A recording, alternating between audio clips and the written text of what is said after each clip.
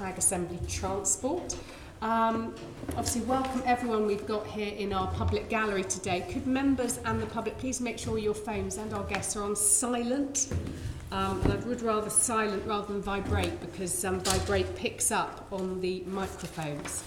Item 2, declarations of interest. Are there any other declarations, members, that you wish to make, or can we note what's in the papers? None, Chair. Noted. Lovely, thank you. Minutes. Can we agree the minutes from the 21st of December 2018 and 9th of January 2019 meeting as a correct record to be signed by me? Thank you very much. Summary list of actions. Can we note the complete and outstanding actions from our previous meetings and note the additional correspondence? Some members, Caroline Russell in particular, has lugged the whole lot of additional correspondence down, which includes our summons documents from Transport for London, as set out in the supplementary agenda. And could we also, we had a discussion at pre-meet, could we also agree that I will write to Transport for London and obviously in consultation with group leads a letter to get a proper update and timetable on the problems with Gospel Oak to Barking Line Agreed. trains. Is that agreed? Yeah. Thank you very much, members. Action taken under delegated authority. Can we note the action I took under delegated authority, namely to agree appointments to the Board of London Travel Watch subject to consultation with the Secretary of State for Transport? Agreed. Okay, thank you very much. Right, let's move on to our main item. I'd like to welcome our guest before us today, Alex Williams, Director of City Planning at Transport for London. Welcome back before the committee. Rob Fowler, who a number of us met the other week when we went to DPD to look at your fantastic electric, fully electric depot in Westminster, as a General Manager, CSR and Technical Planning at DPD. Welcome. Morning. Natalie Chapman. Natalie's Head of South of England and Urban Policy for the Freight Transport Association. Thank you for coming along today. And Jace, Tyrell, Chief Executive of New West End Company, the Business Improvement District in the centre of London. So thank you very much for coming along today. And I would like to kick off the questions really to perhaps an opener which is general. How does freight contribute to London's economy, and what are the costs of this? Who would like to kick off? I'm kind of looking at Alex. Really. I think you are. Well, freight is fundamentally important to the city. It's a bit of a no-brainer to say that, really. I think the industry is going through a period of radical change, and the Freight and Servicing Action Plan, which we're working on, is trying to help understand that change and also shape that change as well, really. I think if you think about how the industry has changed over the last few years, consumer demand has changed hugely. Mm-hmm. The expectation when you kind of click to buy something is that it arrives pretty rapidly, rather than in a few days as it used to be. If you look at some of the trends, vans are going up, and that looks as though that's going to be an increase that will be sustained. HGVs, which is a much more regulated sector of the industry, are plateauing or going down. And there's a whole range of reasons for that. There was the kind of dot-com revolution, but it's much broader than that in my view. I think it's about the cost of land, it's about, often, if you're a plumber or a maintenance engineer, you don't have an office, your office is your van. And there is a growth there that we are struggling with. So the document that we're working on to publish either later this month or next month is the kind of fourth daughter document of the Mayor's Transport Strategy, and it is trying to understand what the industry is going through, and how important it is to the London economy, but how to kind of shape it going forward. And I think it's trying to shape it in four areas in terms of safety, in terms of cleanliness, where there is some kind of regulatory role that we have that the industry needs to respond to, but also in relation to how the industry can be more efficient and how we can use land to support the industry where our influence is not as great, and it's about collaboration with a whole series of public and private sector providers to try and change behaviours and try to address some of those needs. So it's, to your core question, it is fundamentally important to the city, and it's going to become even more important with a growing city, but the Freight and Servicing Action Plan is trying to address some of those issues. I think sort of following up on what Alex has said, I think freight, it underpins everything that we do. We're here to support London's businesses, London's residents, London's visitors, the people that come in and commute and work in London every day. We don't come in for fun, because it's actually very, very expensive. We come in here to basically deliver what the customer wants when the customer wants it. And I think there's a huge amount that needs to be done with the customer to understand more about the choices that they make. And I suppose I'll describe a little bit of the magic of the supply chain, because we order stuff and stuff arrives by magic. And we only really think about it when stuff doesn't arrive. And I think that's down to the fantastic meticulous planning that businesses do to try and make sure that they get stuff to their customer on time and as efficiently as possible. And efficiency is really important because it is expensive. The margins in the transport industry are very, very small. We are obsessed with the idea of free delivery. And there is no such thing as free delivery. There is a cost to all of this. So we are trying to do what we can do as efficiently as possible. So enabling and helping the industry to be efficient is really important. I think one of our concerns that we have, that we're seeing more and more of in London at the moment, is around the fragmentation of regulation. So we're seeing more and more that's being done at a borough level, and we've got 33 boroughs in London, plus Transport for London. We've got an awful lot of agencies doing things in quite often a slightly different way. I mean, even if you look at, as an example, loading and loading restrictions, there is a kind of a common rule around it, yet every borough manages to apply that rule in a very slightly different way, which causes massive confusion for drivers. So I think, pulling that together, what we really want to see, I think, in London is more leadership on freight, at a political level as well. We no longer have a freight team within TfL. Freight has been spread across the organisation. Actually, I think the former head of that freight team is actually behind me in a listening mode today. But there was that leadership. And I think what's really important is that we need to make sure that freight isn't seen in isolation. But in everything we do, any new scheme coming forward, we need to make sure that we're thinking about what the implications are for every road user, and that includes the implications for freight as well. So certainly what we want to see, and we've called before for a freight commissioner, we have a walking and cycling commissioner, we have a nighttime commissioner. We're not looking at this as a mode of transport, because we're looking for this as the movement of goods, like the movement of people.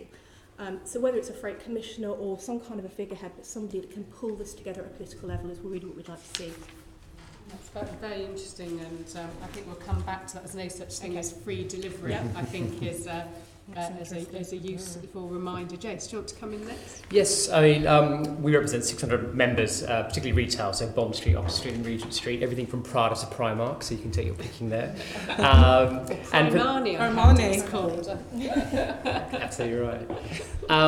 And, every retailer is looking at how they deliver for the customer. And 10 years ago, there was no online channels for delivery. So you think how much that's changed in a decade.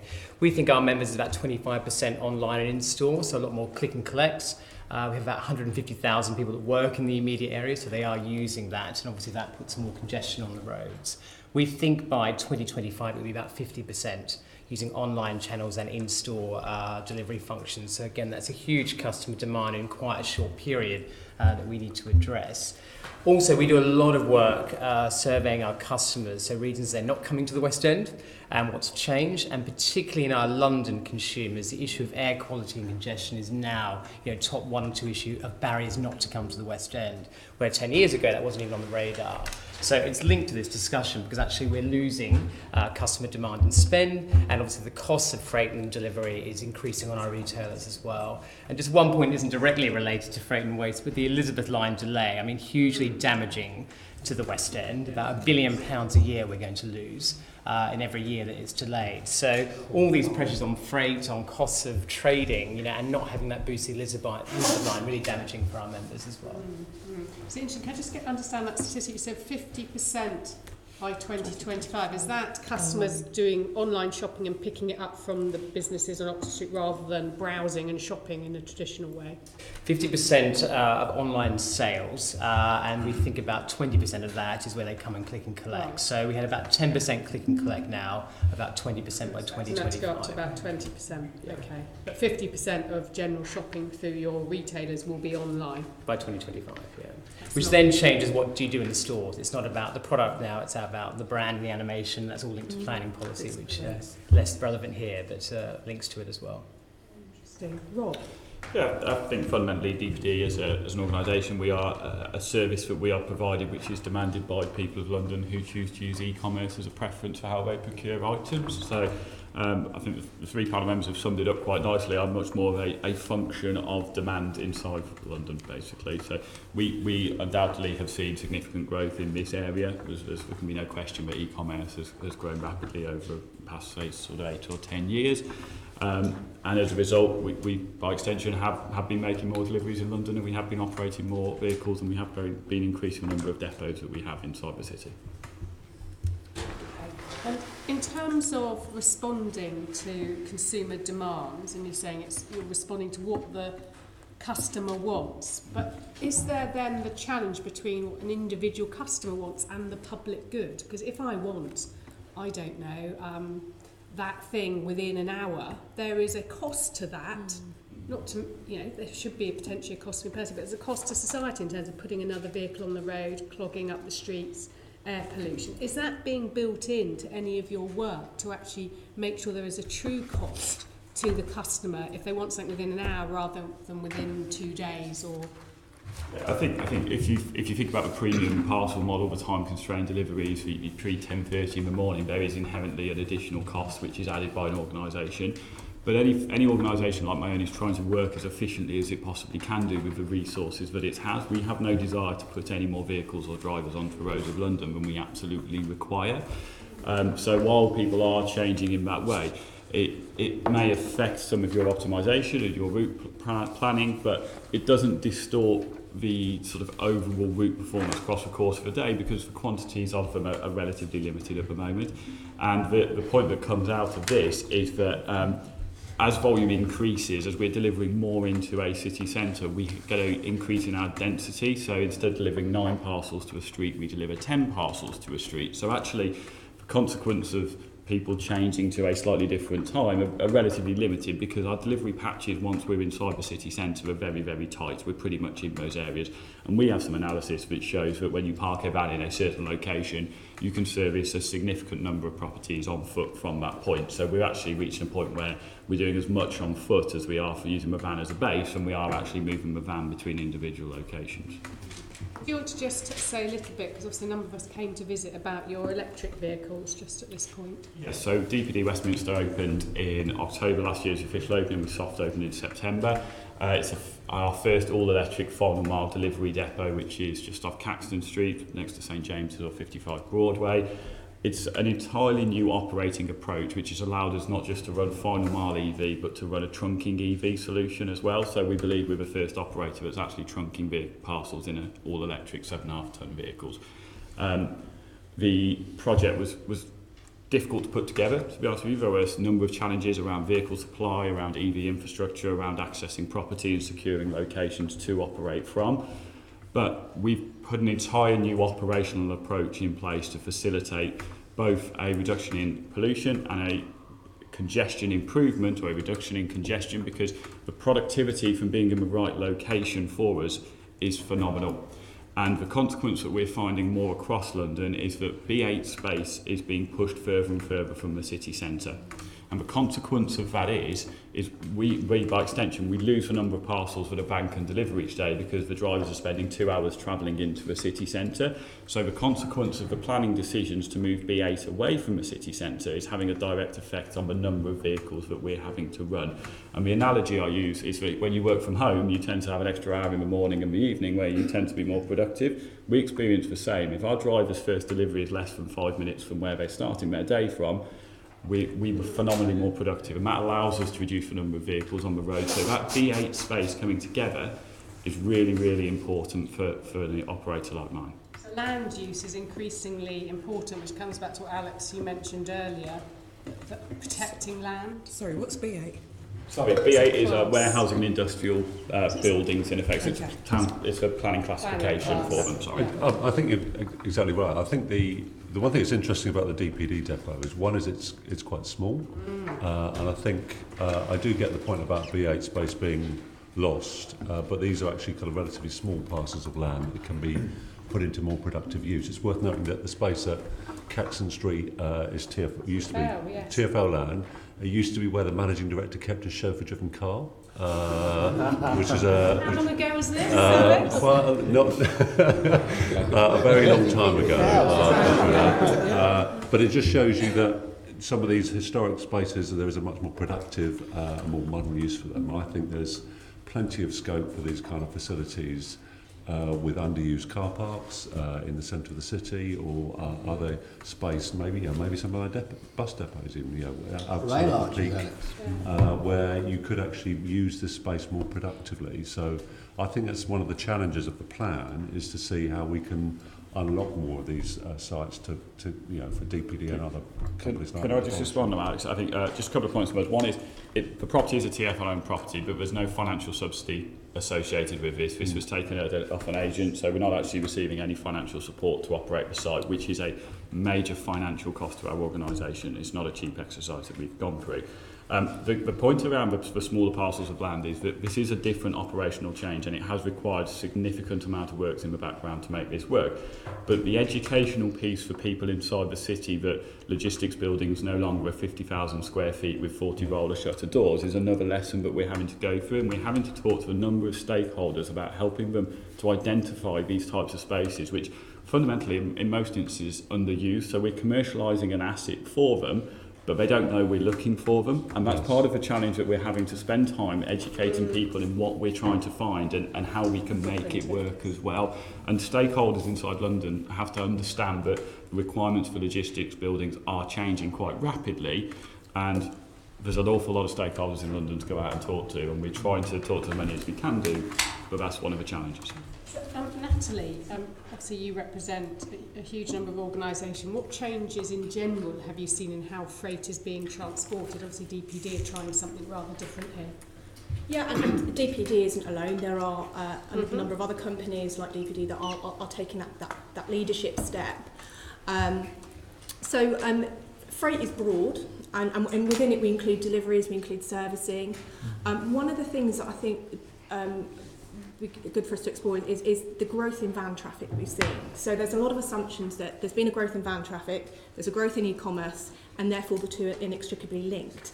And actually, that's not the case. So there was a really good report that the RAC Foundation published in 2017, authored by Professor Alan Braithwaite. And that said actually that vans used by package and grocery e-commerce deliveries comprise only a small part of the overall van park, less than 4% of the van park, and about 10% of van traffic, because if you're a carrying vehicle, so you're involved in deliveries, you're going to be driving around a lot more, whereas if you're a service-related vehicle, you're going to be parked up for a portion of the day.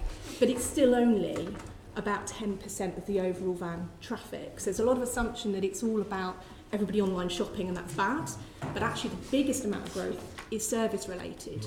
Now the challenge around that is 90% is service. About 90% we estimate. And is that this point Alex made, which I thought was very interesting, about the office is the van? Yeah, and we need to understand more about that.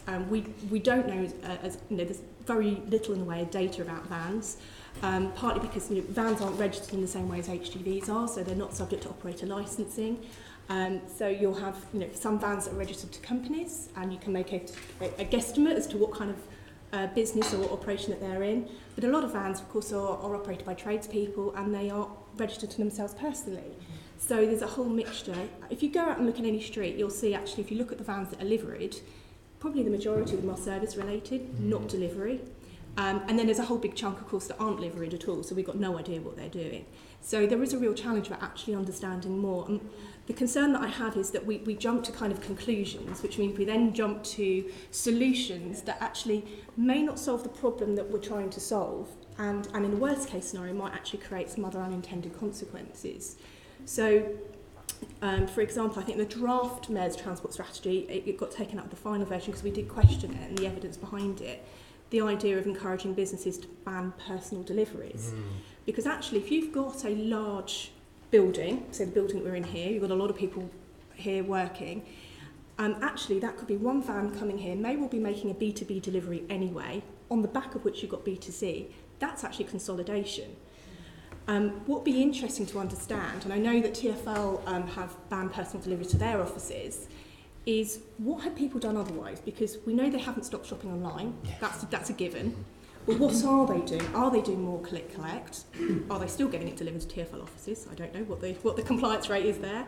Or are they getting more failed home deliveries? Are we actually increasing van traffic in the suburbs, which is less consolidated because we're going greater distances from home to home rather than going to one location? So I think we need to understand more there. The other aspect I think would be interesting to look at as well, as someone who shops quite a lot online. Come to the West End. Shop in the stores. I go to the stores as well. I go to the stores and I browse and I shop online. And I do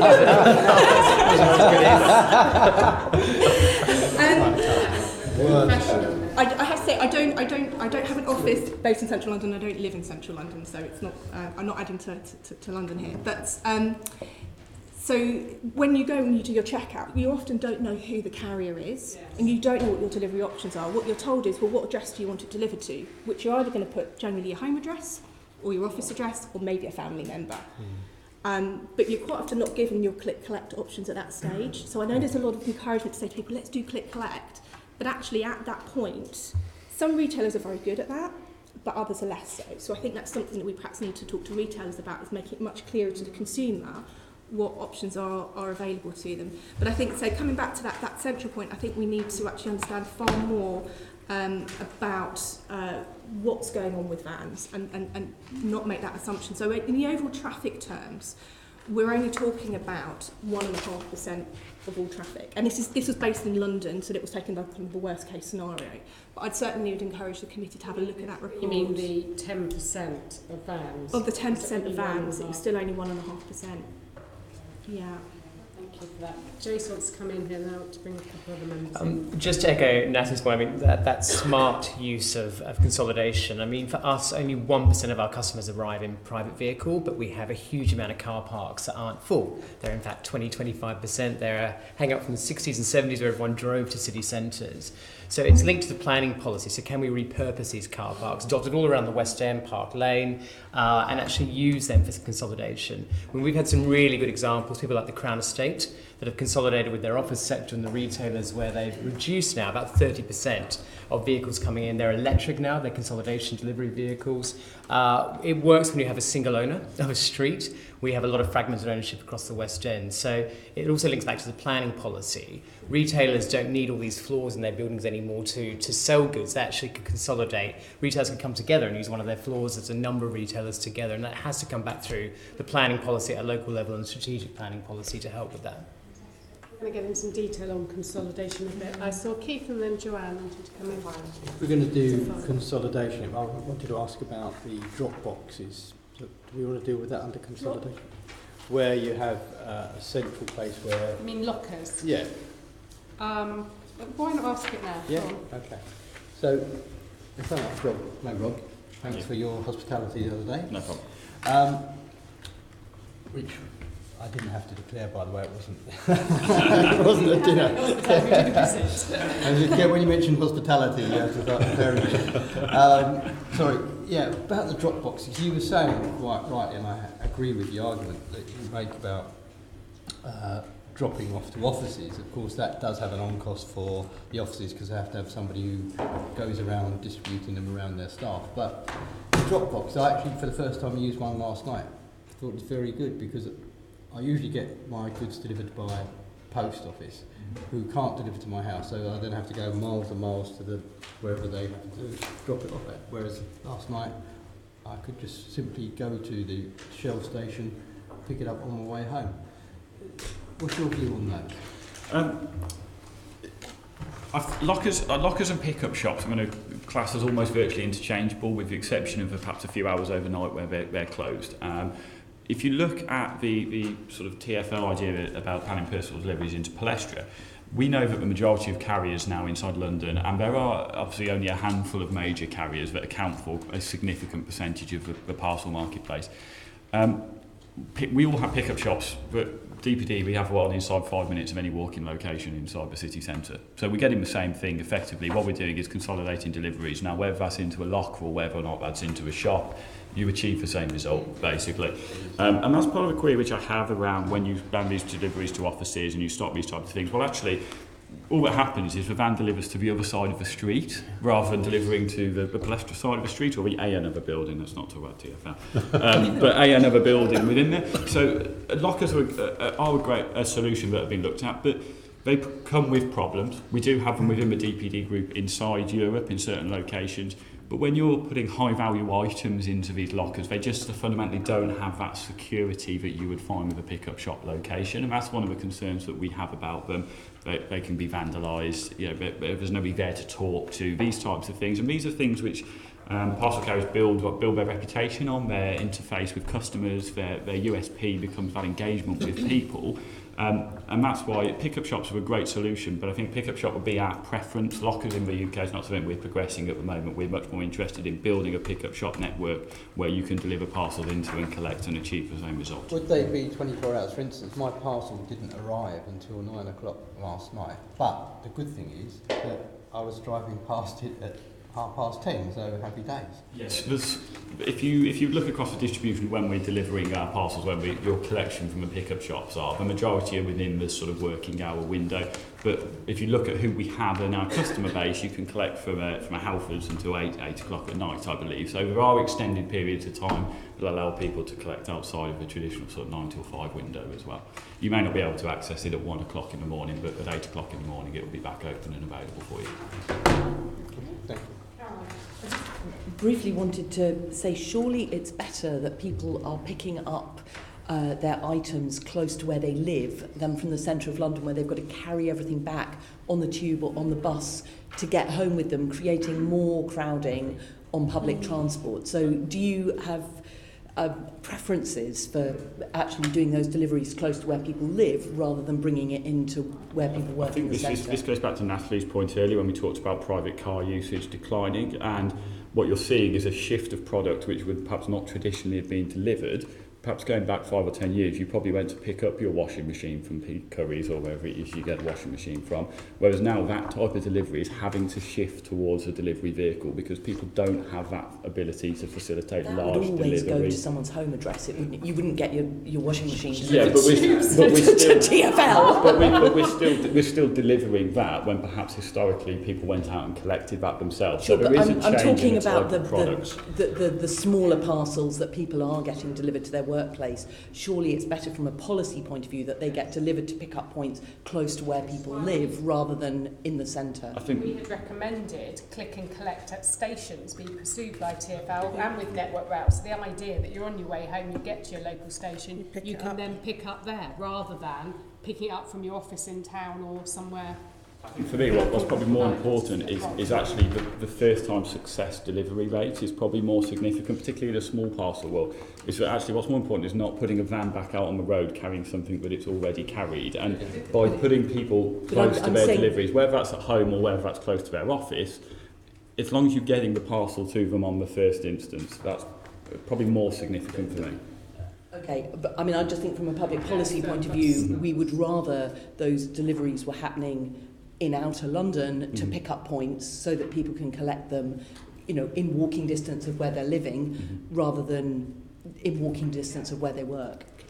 Joanne had indicated. Just a quick point, I hope it's not off point, but I'm constantly amazed whenever I get anything delivered that the size of the box often has no relevance to the item inside, which implies to me that the size of vehicles could be dramatically reduced if packaging was reduced. Is anybody doing any work on that at all?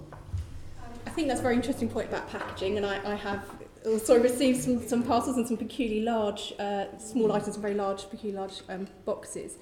I think the challenge actually, when you're looking at vans, is it's very difficult to start shrinking vehicles because you need that flexibility. So if you buy a van, you want to be able to run it through, you know, all through the year, including to accommodate your peaks as well, and you can't then sort of shrink that vehicle. So So there are sort of challenges. I think absolutely you're right. I think there are challenges to go back to some of the retailers to say, how are you packaging some of your items? And there's a whole general conversation about packaging and waste, and of course because that then creates more recycling or waste in itself that needs to be then dealt with.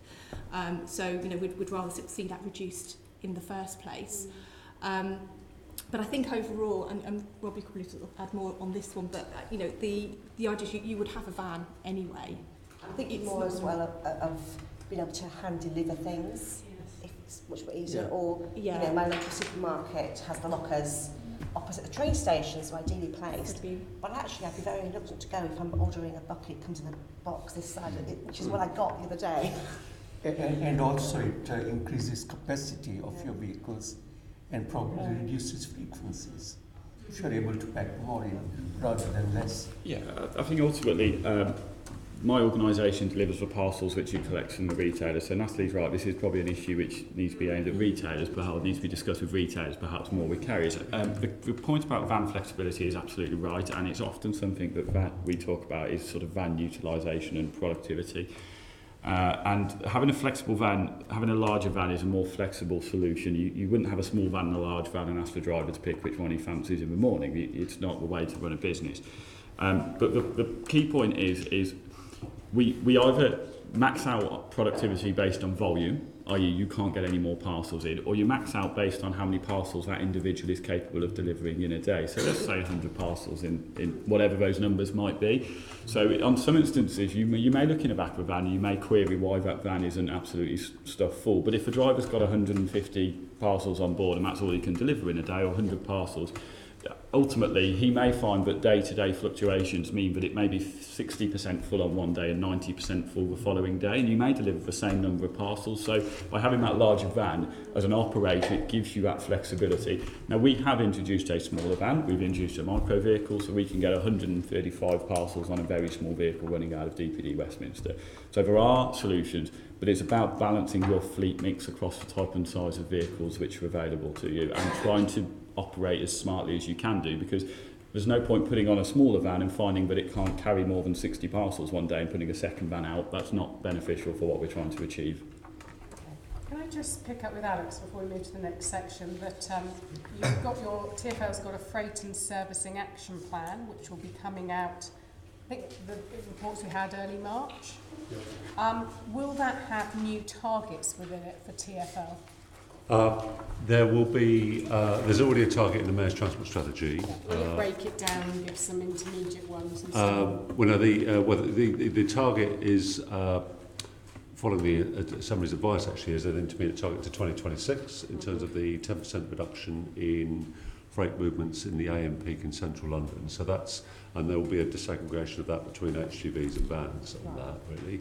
So there will be targets in there. There's also a whole series of proposals and in there to try to address many of the issues that the freight industry are facing. An example of that is what we just talked about, the lockers and the click and collect, and whether we can do more on that to stimulate that. It's worth going back to the example of TfL banning personal deliveries. We did that over a year ago now. We did that because it was quite evident. We asked you to, didn't we? I think we did. I'm not sure whose idea it was, but all I'm just saying is that we did it because it was quite evident from the buildings we were in that the deliveries were causing a problem with those deliveries, on busy bus routes, and it was causing congestion there, and it was quite evident that we had to do something about that. One of the things, and there is high levels of compliance, people don't get personal deliveries at work anymore, but one of the things we do need to do, which is to address Natalie's point, is about what's happened. Because people clearly have to stop shopping online, and what's happened. I was struck by, I can't remember if it's DPD or by one of the other companies was talking about one of their busiest days is now a Sunday, and I think there's a lot more pushing to these deliveries to be done in off-peak periods when people are at home, so the miscollections are lower as a result of it. So we need to do some surveys as to what people have done as a result of it, but certainly it was done because of the congestion problem in our central London locations. Great, thank you. Keith, you wanted to come in? I'm just sending you a note, actually, Chair. Okay, all right then. I was going to then move on to the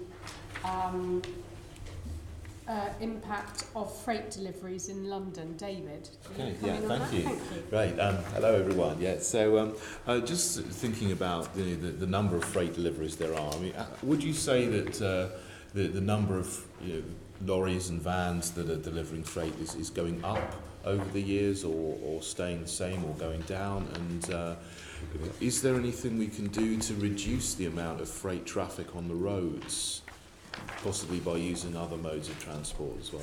What are your thoughts about those I things? can pick that one up. So freight movements, yes, are increasing, particularly van movements as we discussed, and of course that covers servicing as well as deliveries. But what you've also got to understand, of course, London's population is increasing, and of course we're meeting a demand. So more people means they demand more stuff, and that means that has to be delivered. And we're also at the same time trying to encourage people to live car-free or be less reliant on their private car, then actually they're going to be even more reliant on the freight industry to deliver things to them wherever that right place may be. So what we need to look at is the kind of the whole system approach. It's not to say freight movements are increasing, that's really bad. If freight movements are increasing a little bit, but actually private cars are reducing a lot, overall we've got to look at the bigger picture of that and understand more about what that means. On your other point, I think there's much greater use we can make of the network that we've got. So we've got limited scope to build more roads in London. What we need to do is make better use of the capacity that we've already got when it comes to roads. So that's looking at things like retiming deliveries. So to try and encourage more deliveries to be made, particularly out of that morning peak to meet the MTS target. Now the challenges from that, we know it's possible.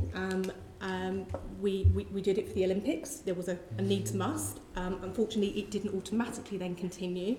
What we found actually is that it takes a lot of intense resources to make this happen.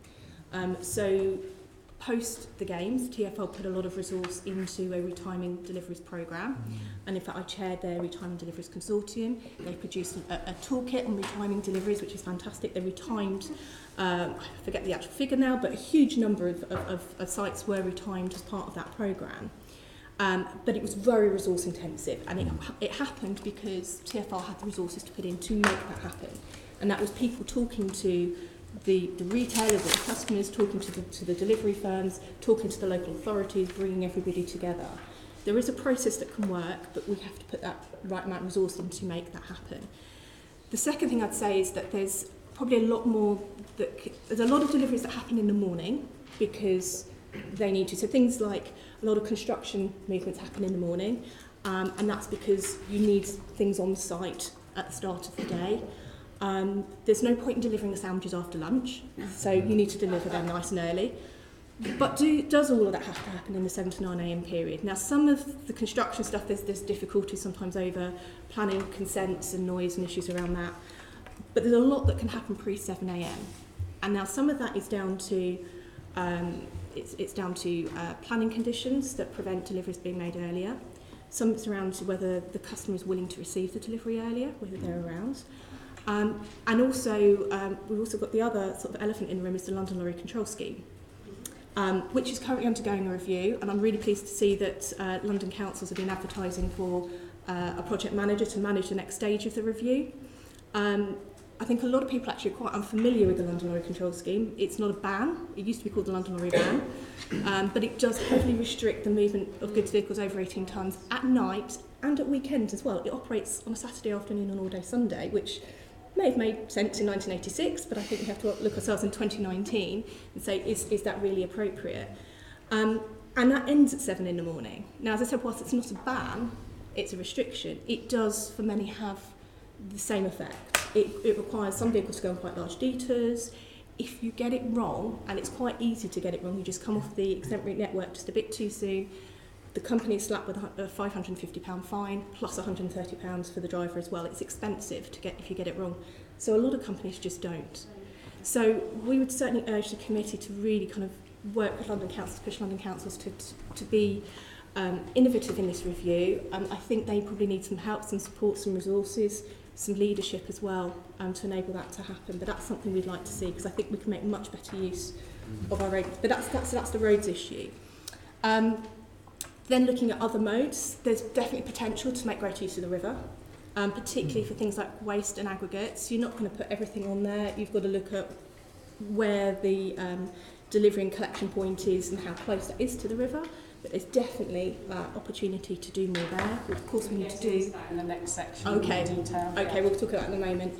And rail, there's probably some limited stuff for London on rail, but actually the big challenge that London faces with rail is that most of the rail freight using London's network is not destined for London.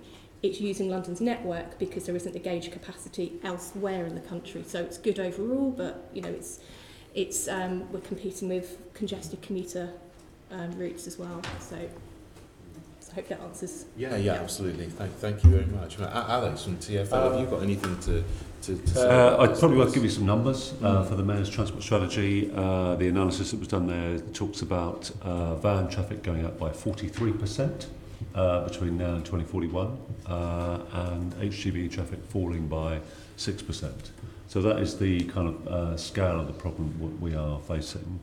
And if you think about some of the kind of traffic trend analysis we get from the DFT, there's been a long-term decline in car use in London, and a decline in car use across London.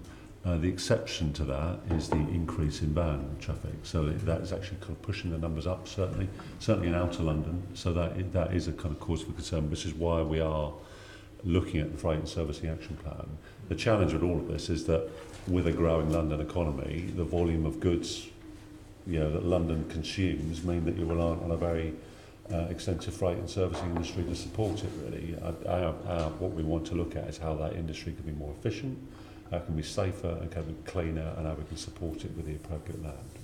As Natalie said, the population's been going up as well. It's gone up by about 2 million in the last 20 years. So is that been a factor in increase in vans, do you think? I think it has, but I think also we've seen a kind of switch away, moving away from HGV to vans. I think that's partly a reflection of the fact of how regulated that industry is. I think the average age of an HGV driver is it over 60 or is it? It's late 50s. Late 50s. And it's quite a regulated industry, whereas vans, anyone with a driving licence can kind of rock up and drive a van and work in the servicing or freight industry. So it's much less regulated, but I think that's where one of our challenges is how we increase the efficiency in that industry to deal with the volumes we're looking at.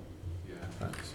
Another thing I'm interested in is the safety to record. You mentioned HGVs there of sort of have a perhaps more involved in more collisions than as a proportion of the traffic than the kilometres that they drive.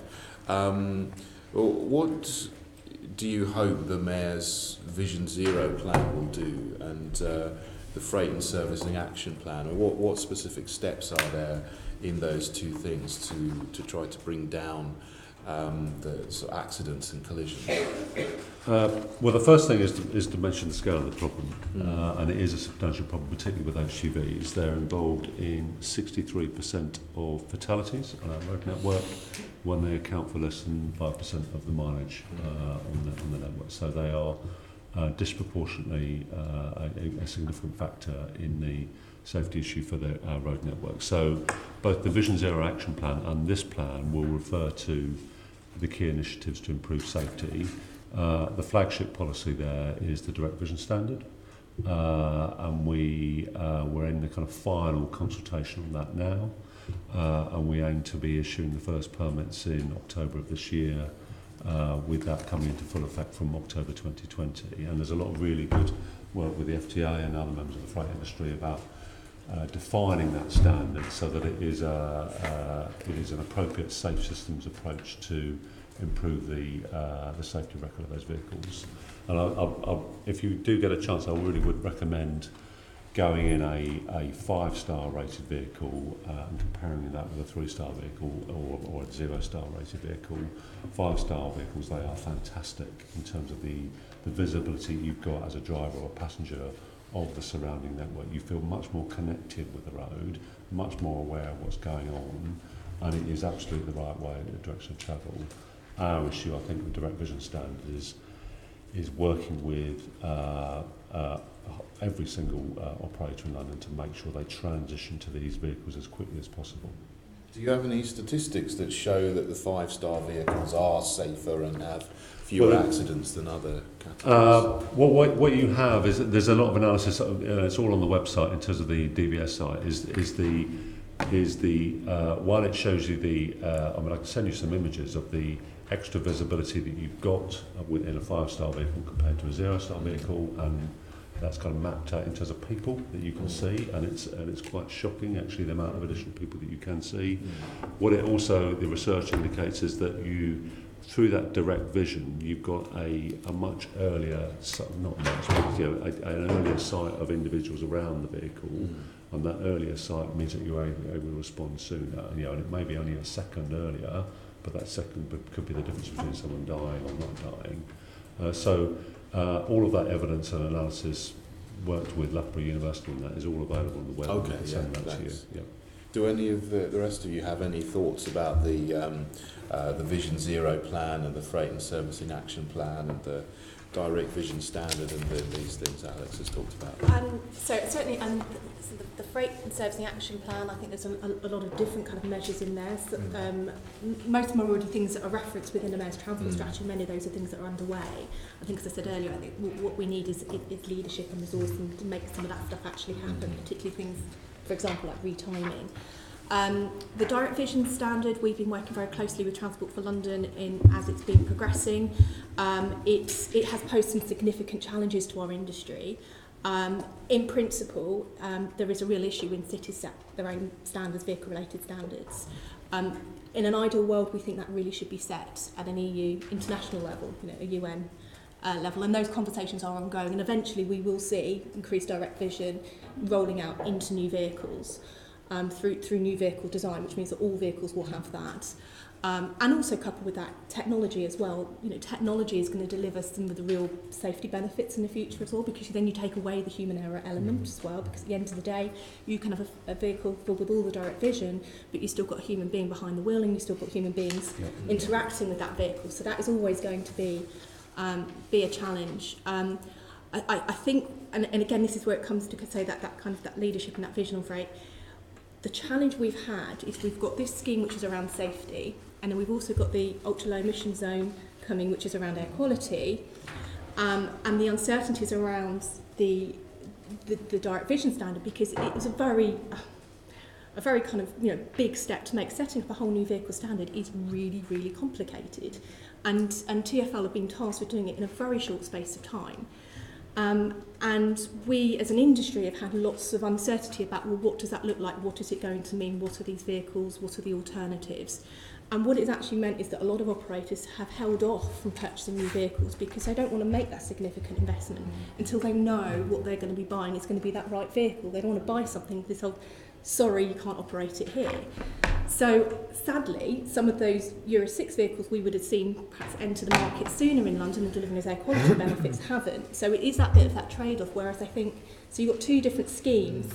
It just needed that kind of leadership, looking at it, everything holistically, which is where the challenge really has been. Yes, I'm sorry. Thank you. I mean, just to add, it's complicated because, as you say, we're looking at personal deliveries, we're looking at servicing, we're looking at perishable goods and non-perishable goods, and it's very dynamic and fluid. It's moving very rapidly.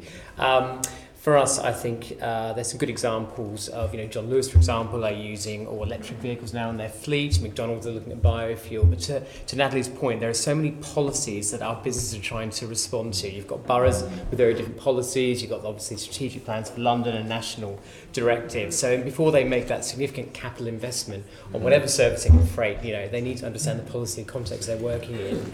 And I think that's really important. The leadership point, the boroughs, for London, it is so complicated with different that. So I think strategically this needs to be looked at GLA to get the boroughs working more aligned on this as well. Absolutely, and just following up from Jace's point, so we've got one primary example of that is the ultra-low emission vehicle zone that we've seen introduced in Hackney.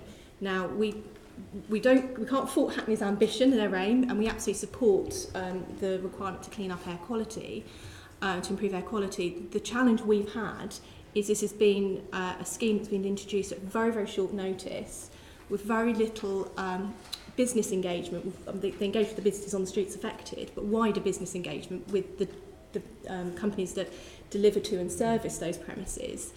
So an ultra-low emission vehicle, and there's a lot of confusion because people are getting confused between the ULEZ, the ULEV, what's the difference? So the ULEZ is Euro 6, but a ULEV is less than 75 grams per kilometre of CO2. Now there's quite a few cars around there that meet that definition, plus obviously plug-in electric as well. For vans, we're talking only plug-in electric. There aren't any vans that meet that definition. For HGVs, we don't even measure them in that way, and if we did, they wouldn't meet that standard. The government in their Road to Zero strategy is committed to creating a definition of an ultra-low emission truck. We don't yet have that. And actually what we need, I think at a national level, is a framework for local authorities to work towards. But actually, ultimately, I think we're just too soon for some of those stick approaches. So what we've seen, the investment the DPD have made is not insignificant. And it's not a case of swapping a diesel van for an electric van. It was a change in that whole business model. So it was procuring the vehicles at much higher upfront cost, and actually the availability of those vehicles is a real challenge. So we're talking to a number of our members that want to, that have the money, but actually the manufacturers don't have the supply of those vehicles, or they've got some very, very long lead times. So, yeah. We picked that up, but also the lack of right-hand drive electric vehicles is one of our takeaway moments from our... And then registering them as well with DVLA, there's been some real hiccups there, a number of companies have said to us that they're finding some real hurdles there on the administrative side. It's finding the right land and the right location, having the right charging infrastructure.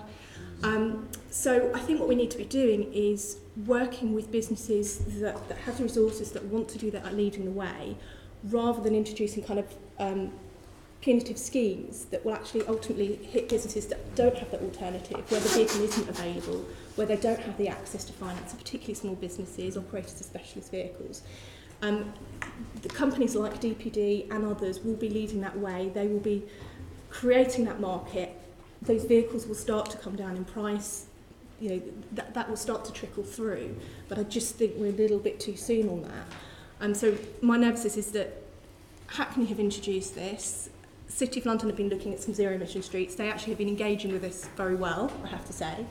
Outside of London, Oxford is now looking to bring forward their plans as well for a zero-emission zone. So it's not even just authorities in London. So I think one of the things that we need to see is that kind of national kind of framework on this. So for clean air zones, there's a national framework, but there's no national framework and definitions for these vehicles. And in the absence of that, of course, you've still got authorities who have got the ambition that want to do something, but they're probably doing something in a way that's not most helpful for their local businesses and residents. Can I just add a couple of points into this? EV supply and infrastructure, I'm sure, will come up over the course of the discussion, so I'll probably talk about that as a separate entity. On DVS, I don't think anybody can argue with what the transport strategy is trying to achieve, absolutely not. But it's very difficult when you're procuring vehicles to convince a manufacturer to make a vehicle which is for one city. Yeah. You look at the global manufacturing structure, VW Group account for a significant number of vehicles on the road. They're producing these vehicles to service all of Europe and parts of South America and wherever else. To convince them to make a vehicle which is compliant for one city is very difficult, particularly if Birmingham makes a different decision and Manchester makes a different decision. And that's an issue which we're having to work through. Just picking up on Hackney as well, the problem we have with Hackney is actually that the way that it's set up doesn't really make any sense. So we have a compliant vehicle, which is a hybrid vehicle, which switches between fuel types. But its overall assessment is based on its overall CO2 per kilometre. Well, in effect, actually, I can drive it there on electric, flip it into petrol and drive it through the ULEV zone in petrol and come out the other side without any problem. Well, that doesn't make any sense. That's not what Hackney's trying to achieve. And while we understand that the boroughs are trying to make these decisions, it's absolutely the right thing to do. A coherent approach has got to be had. You know, the Clean Air Framework, the DEFRA issued, sets it up very nicely and structured. I can look at any city in the UK and work out where I stand. We will have a real significant problem if I have 6 different standards in 6 central boroughs in London, because fleet procurement on that basis is phenomenally difficult, absolutely phenomenally difficult. Whereas if you have a standard for London, we will know that these types of vans will work inside the city centre and be compliant. So Hackney, I entirely understand what they're trying to achieve, but you have to be pragmatic about what the industry can do, what manufacturers are doing, and all of these pieces need to work together at a relatively similar rate to actually allow us to deliver the change that you want to deliver. TfL can make all the policy in the world, but we deliver them. We procure vans and deliver parcels and operate vehicles. So we need to be part of this conversation about how these processes and policies are delivered. So what are do you think the unintended consequences of this will be? I mean, particularly with the expansion of the ULEZ to the North and South Circular in 2021. For us, but we are probably better placed than a lot of van operators to respond to ULEZ, and that's because we have a progressive fleet procurement policy. We buy 1,000 Euro 6 vehicles a year. We will manipulate our fleet to make sure that our Euro 6 vehicles are in the right place, and people will have to accept that we will move the negative externality associated further afield. That's the first sort of point around this, because we will just reallocate our vehicles wherever we stand. We look at ULEZ and think actually the real impact will be on the bigger vehicles as I see it, because when you're carrying 90 to 100 parcels, the incremental cost associated with them divided by the quantity is relatively low. So when you're running a HGV that's making 3 big deliveries, that have then got to swallow £100 across 3 customers, rather than we would be finding £12.50 across a van full of parcels. So actually the impact of ULEZ as I see it is probably more on either the small operators who don't change vans very quickly because they don't have the capital or the purchasing power to do so, or the heavy operators who have older vehicles which can only make 3 or 4 big deliveries a day. Yeah, I mean, it's particularly small businesses and operators of specialist vehicles that are going to be hit hardest with this. Those that don't buy vehicles brand new or keep their vehicles for long periods of time because they probably do fairly low mileage or they may be specially adapted. That's one of the kind of, I think, some of the biggest challenges really are. And you know, the ULEZ, like Clean Air Zones, that's the London brand for Clean Air Zones, it's not creating a new standard. The standard's there, it's Euro 6 for diesel. It's accelerating the uptake. Now, the challenge for businesses when they purchase a vehicle, it's not just how much they buy that vehicle for, it's how long they plan to run it for, so how long the time taken to sweat that asset, and the residual value at the end. So you've got businesses that have purchased Euro 5 vehicles, way back when. They're now having to sell them a lot quicker than they were going to, get rid of them a lot quicker.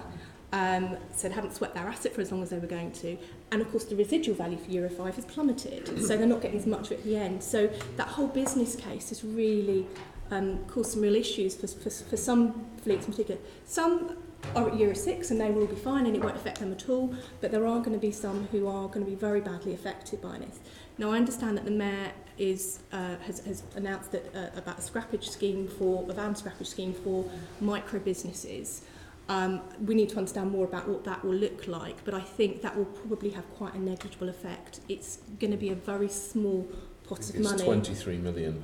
It's not going to go very far, and the question is, what vehicles will they have to buy? So will you be able to replace a Euro 5 van with a Euro 6 van? Is that good enough?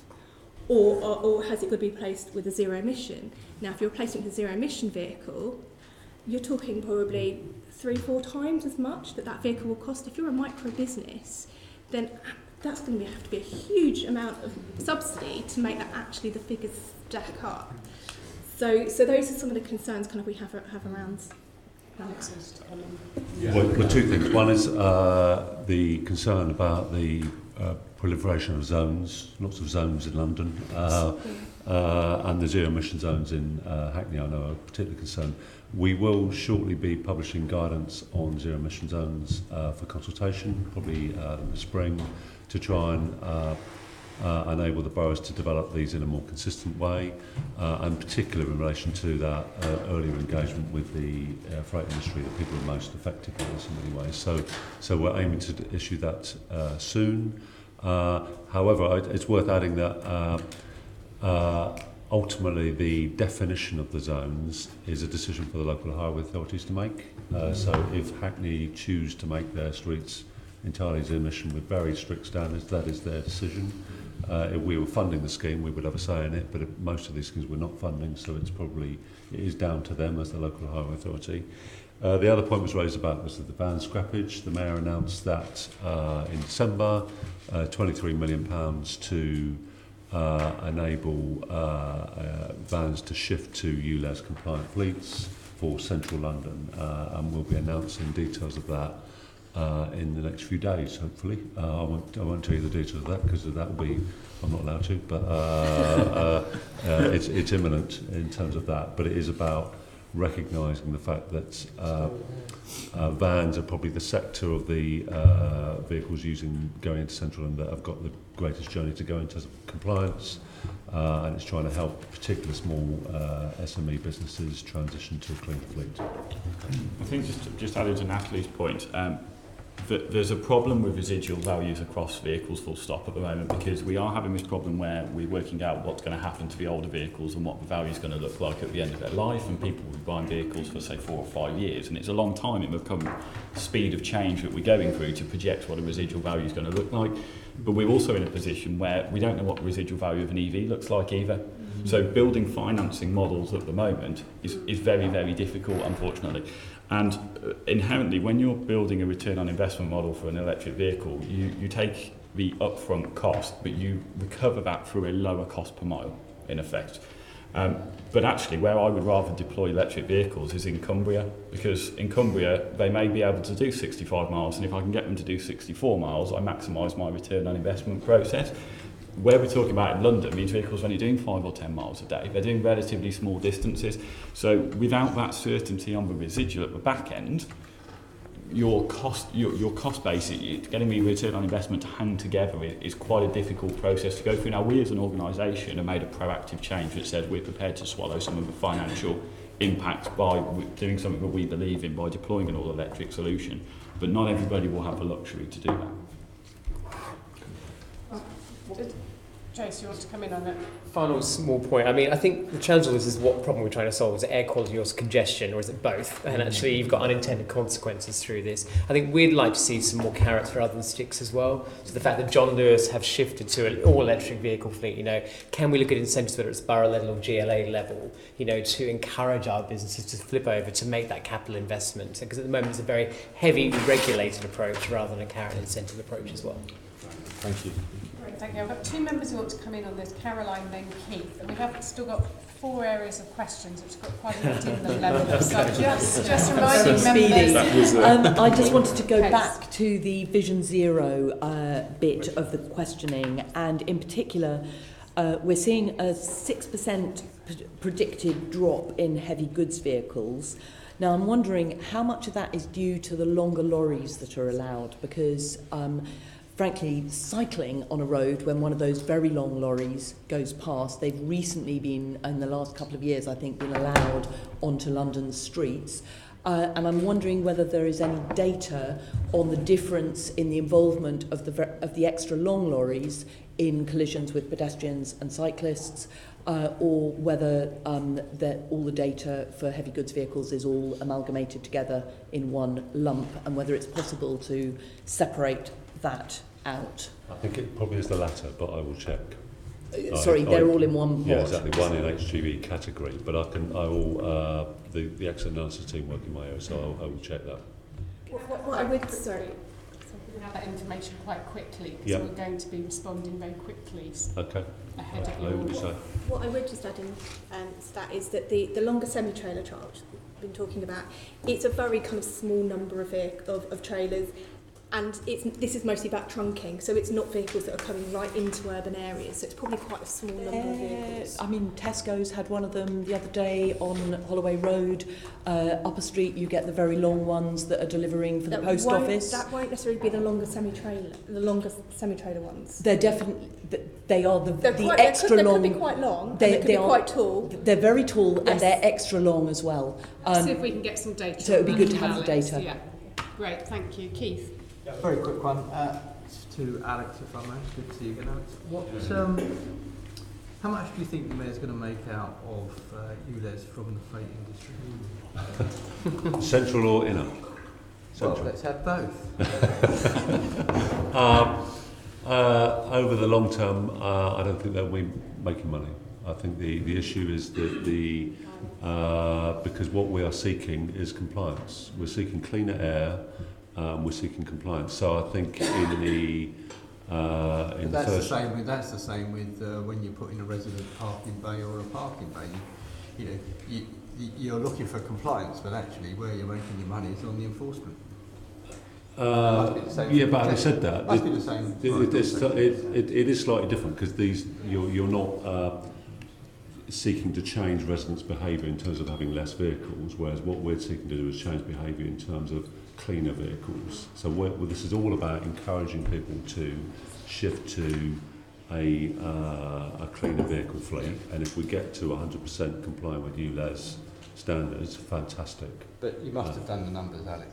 We have run the numbers, but and they're in our business plan, but they're not in my head. We'll have those again in a quick turnaround. We'll have those provided as well. Yeah. Thank you. Okay, let's move on to the next section, getting freight into London. Tom, you're going to lead on that. Thank you, Caroline. Yes, so moving on to sort of river and rail. So for the initial question is, what opportunities are there to move more freight onto the river and onto rail to get into London, and what are the barriers to achieving this? Alex, do you want to kick off? River and rail. I think there's a lot of goods by tonnage that are transported by the river already, particularly materials leaving the city, so our waste, but also some of the materials in by the river. And I think that's one of the things we need to learn the lessons from that for Silvertown, to be honest, is to see how they've done it, how they've cracked it with real kind of leadership, and making sure that we follow that as best we can. So I think there's a lot happening on the river, more to do. I think the biggest thing to crack is, and people have tried, is about how you get materials in, how goods in. That's more difficult. It's also more difficult in terms of the safeguarded wharfs. The safeguarded wharfs are there, but they're often kind of locked in land disputes where the people who own them would prefer them not to be safeguarded wharfs, so they can develop them as residential, so they're not unlocking them to enable them to be used for their safeguarded purpose. And I think that's where some of these sites are sort of stalled, really. So we need more to be done there. The other area which I think we often underestimate is what we can do on the canals.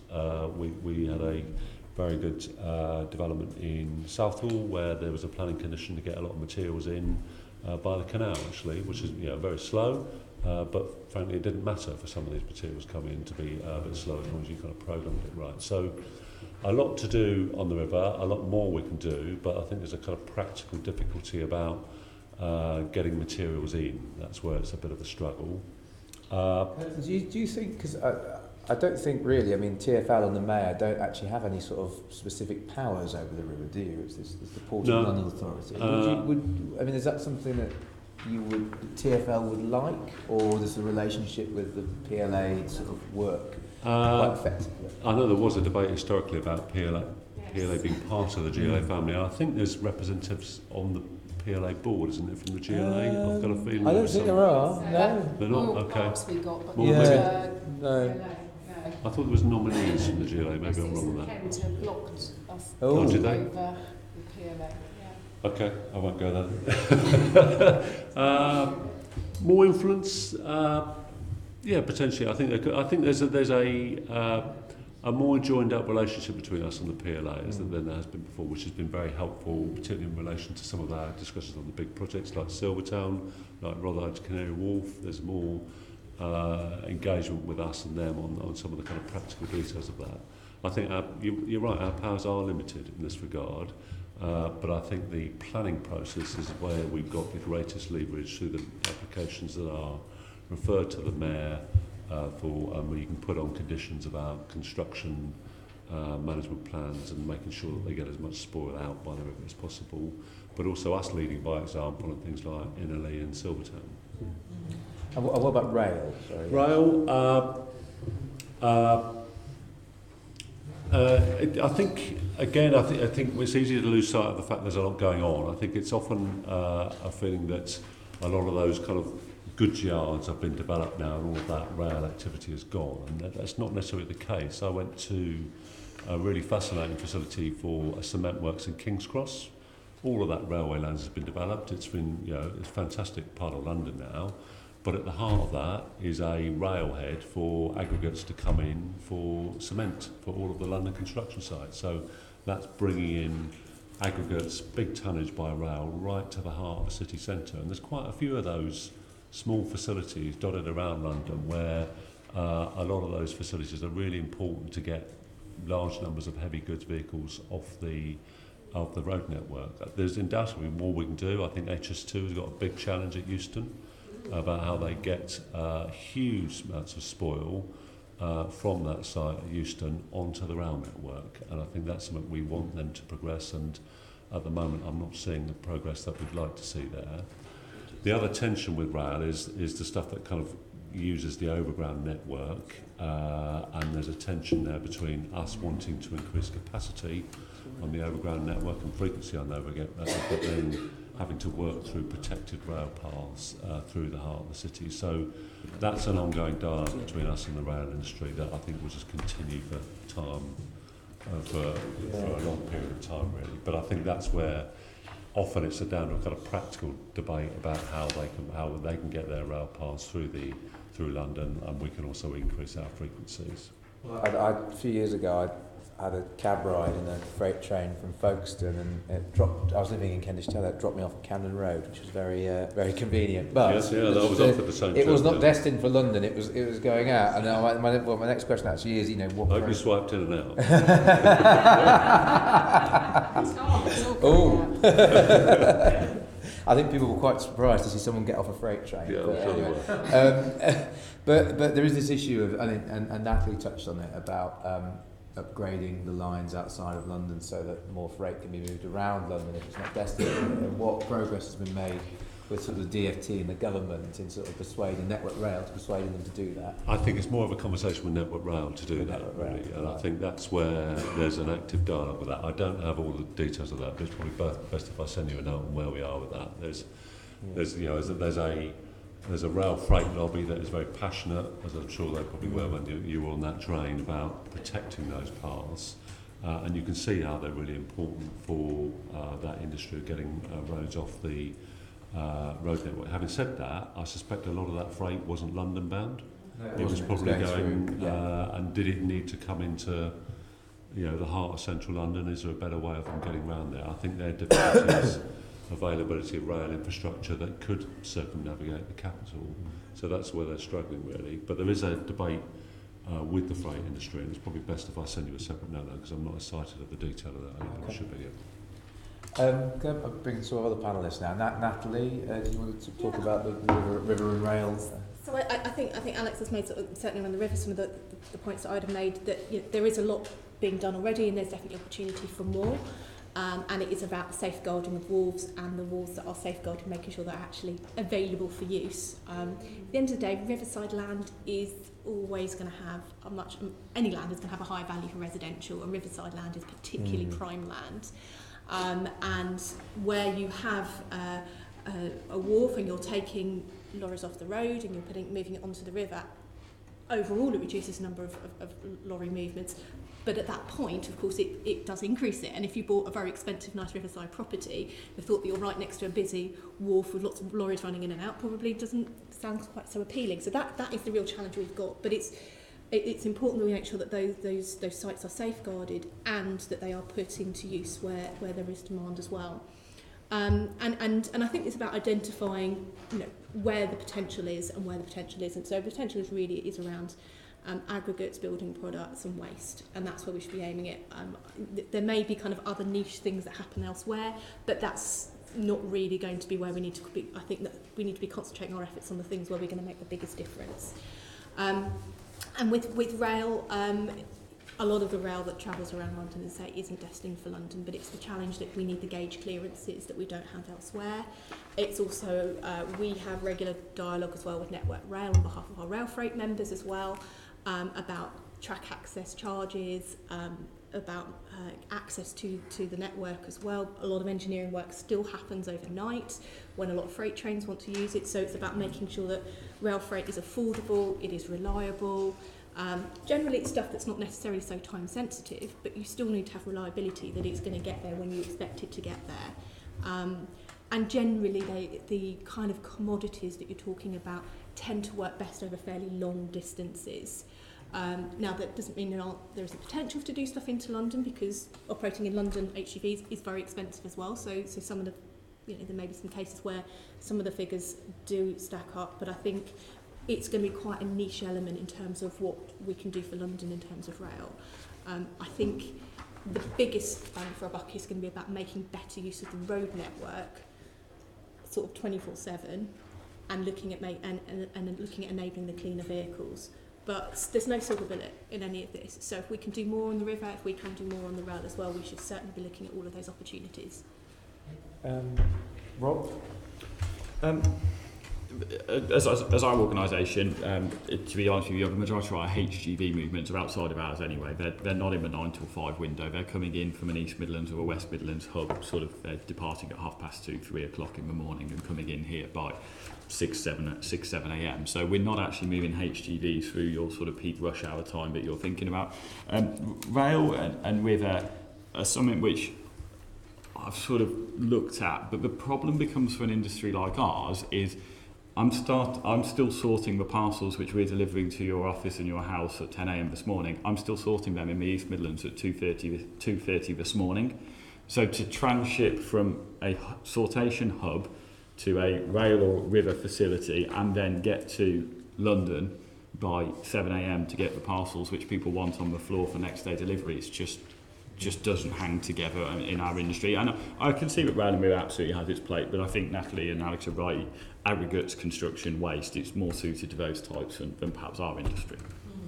So very briefly, the West End of Mayfair is landlocked, so there's no rivers. We do have the Tyburn River, so we can resurrect that again. There was talks of the old Royal Mail train servicing, and whether that's got legs or not, but that was a couple of years ago that was moved up. I think the Elizabeth line is an opportunity when it finally arrives, and we're not losing £1 billion a year from its delay. But actually, you've got these huge new stations that are wide, east and west, and even Crossrail too. And actually, are we using those stations for the click and collect, the delivery, the servicing? I've not seen much on how these stations are going to be used, and they're very large. You look at Tottenham Court Road, we've been down there, so can we be better and more efficient? To your point earlier, Caroline, in terms of home deliveries, I've got some figures here from TfL actually, but 22% of Londoners receive personal deliveries every week, and actually 94% to their homes. So actually there has been quite a shift to home deliveries, and that's quite striking given what we were talking about before as well. I think Elizabeth Line, good opportunity, the stations. Just moving on to the impact that expanded Heathrow could have. I mean, Heathrow, they always talk about how I think they have no more cars on the road from it, but they never talk about the fact that there's going to be this big increase in freight coming through the airport. By mistake at our committee. By mistake at our committee meeting, yes. So, I mean, what sort of impact do you think that could have, and how could it be managed? That's okay. I mean, certainly the FTA's position on Heathrow is that we do support an expanded Heathrow, and the simple reason for that is that for air freight, it works on a hub basis and about getting access to destinations. And Heathrow is the UK's hub. We are not competing with other UK airports. We're competing with Charles de Gaulle, we're competing with Frankfurt, we're competing with Schiphol. And if we don't get the access to those markets, they will go to those other airports, be put on the back of a truck, shipped in through Kent. So Kent will see more trucks, potentially, although we're not quite sure what's going to be happening there on that border. There's going to be some challenges there. We'll see in the next few weeks how that pans out. But it's about making sure we have that connectivity. And so that is where Heathrow for us is hugely important. And there are sort of challenges around Heathrow at the moment in terms of vehicle movements, and we work very closely with the airport on and working with them on their surface access strategy, on working with them on getting cleaner vehicles and more sustainable freight movements around Heathrow as well, so that we can ensure that any increase in in air cargo, because we're going to get sort of access to more markets, which is going to be hugely important to us in a post-Brexit Britain, that we have access to those other markets as well. But we need to make sure that we do that in the most sustainable way. The reality is the vast majority of traffic that is generated by Heathrow is people related, and there's a lot more opportunity, I think, to do things with getting passengers to Heathrow on a more sustainable way. Alex? On Heathrow, if expansion is approved, it will substantially increase the amount of freight traffic to and from the airport. We're in discussions with the airport as they prepare their DCO, and that's one of the issues that we're talking to them about, is the scale of increase and how that is managed. I think, as Natalie rightly says, one of the biggest challenges for the airport is how they have a credible surface access strategy that has the public transport capacity and connectivity to enable people to get to the airport by public transport. At the moment, they are woefully short of what they need in terms of both issues. Sort of denying it or just trying not to talk about it. Yeah. Well, to be fair to them, they are engaging with us on it at the moment, but they're trying to. Yeah, there's a lot of work to crunch through on the numbers, but at the moment we don't think there was a credible surface transport access strategy that will enable that airport to be expanded without a substantial increase in car traffic to the airport. The MPS targets assume a substantial increase in road traffic to the airport. I think circa 50 to 60,000 vehicles a day, and then you put freight on top of that. So this is that kind of scale of increase on roads that we know are already heavily congested. So I think there's a kind of credibility gap between what they want to achieve and what is actually being funded at the moment. But that's a debate that will run and run. Any other comments on Heathrow? Something about a member who wanted Yep, to come sure. in on I'll just come Heathrow on the final specifically. point. Keith Yep. wanted to, and Natalie, Yep. yours Something on Heathrow. else. Okay, Yep. so let's do Keith on Heathrow, and then... Okay, thank you. We're talking about the expansion of Heathrow, but I'm sure members at the table will know about the proposals for Manston Airport. Natalie and then Alex, could you comment on that at all? I'm not sure it affects for I'm afraid there are certainly some people around Manston that would like to see freight return to Manston. It just doesn't lend itself, the way in which the freight industry operates, the hub aspect. So if you look around Heathrow, look particularly down the M4 corridor, you look at the kind of high-tech industries that have built up around there, it's because they've got that hub and that access to markets. They're not going to get that from Manston. Manston more recently has been used as basically a filler stop to head to Schiphol. Whereas what we need to see for freight, and we're talking about fairly, not huge volumes in the scheme of things, but we're talking about stuff that's very high value, time-sensitive products, and quite often will be products that will be, it could be pharmaceuticals, it could be sort of widgets in part of a bigger process. And so these are things that are really, really time sensitive, and Heathrow lends itself to that because it can get, if we get the right capacity there, what we will then do is be able to get the direct access to those other markets rather than having to be stopping off elsewhere before, because we're effectively going to lose our competitiveness if we don't get that at Heathrow. There really is not the infrastructure down in Manston. We're currently got it on standby in case we need it in a few weeks' time, seeing what happens across Channel. The roads around there are not really suited. The infrastructure is not there, and we just don't have the access to the markets that we want to see. Alex, has TfL not considered? No, we haven't looked at that in detail. No. We're fully engaged with Heathrow at the moment, the DCO. That's what we've Steve wanted to come in on that. Yes, briefly to perhaps complete the set of airports, Gatwick. Which this Bill though. I don't think this committee can speak as one voice, but there is a strong. We do on Heathrow speak as one There is strong. Yeah, we do on Heathrow, but we do not speak one voice on Gatwick. But I think there is a more support for Gatwick expansion. I certainly support it. Would you like to comment particularly on the benefits of a Gatwick expansion, whether it's their existing expansion or additional runways? We hope there will be some expansion around Gatwick, and it's more likely. Would the freight industry like to comment around the potential advantages of a Gatwick expansion and the effects thereof of trade? Yeah, and it's still about having the hub airport, which is the only Sorry? thing. So it's still about having that hub airport, which is the only thing that really Heathrow is our main hub. There may be still demand in terms of passenger with Gatwick, but for freight, and there is cargo obviously that goes through Gatwick. But so if you look at the freight industry, the majority of freight is carried in the belly holder passenger planes. It's not carried. There are dedicated freighters as well, but the majority is carried in the belly holder passenger planes. The vast majority of which goes through Heathrow, and that's because they have the access to markets. It's also partly what makes those routes viable for passengers as well. So certainly when I sit there, back in economy, I'm sadly not paid enough to travel in more luxurious ways. So if I'm sat back in economy, I'm not making, and apart from the low-cost airlines that are set up that way, I'm not making that viable. It's the business and first-class passengers and what's going underneath in terms of the cargo that makes that route viable. I get that. So where's the argument for Heathrow, not Gatwick then? Just remind me, it's a point you're trying to make. Because the industry is set up around Heathrow, and airlines will want that one base in which to run their fleets out of, to have access to those direct markets. And we can certainly provide the committee with some more details around that.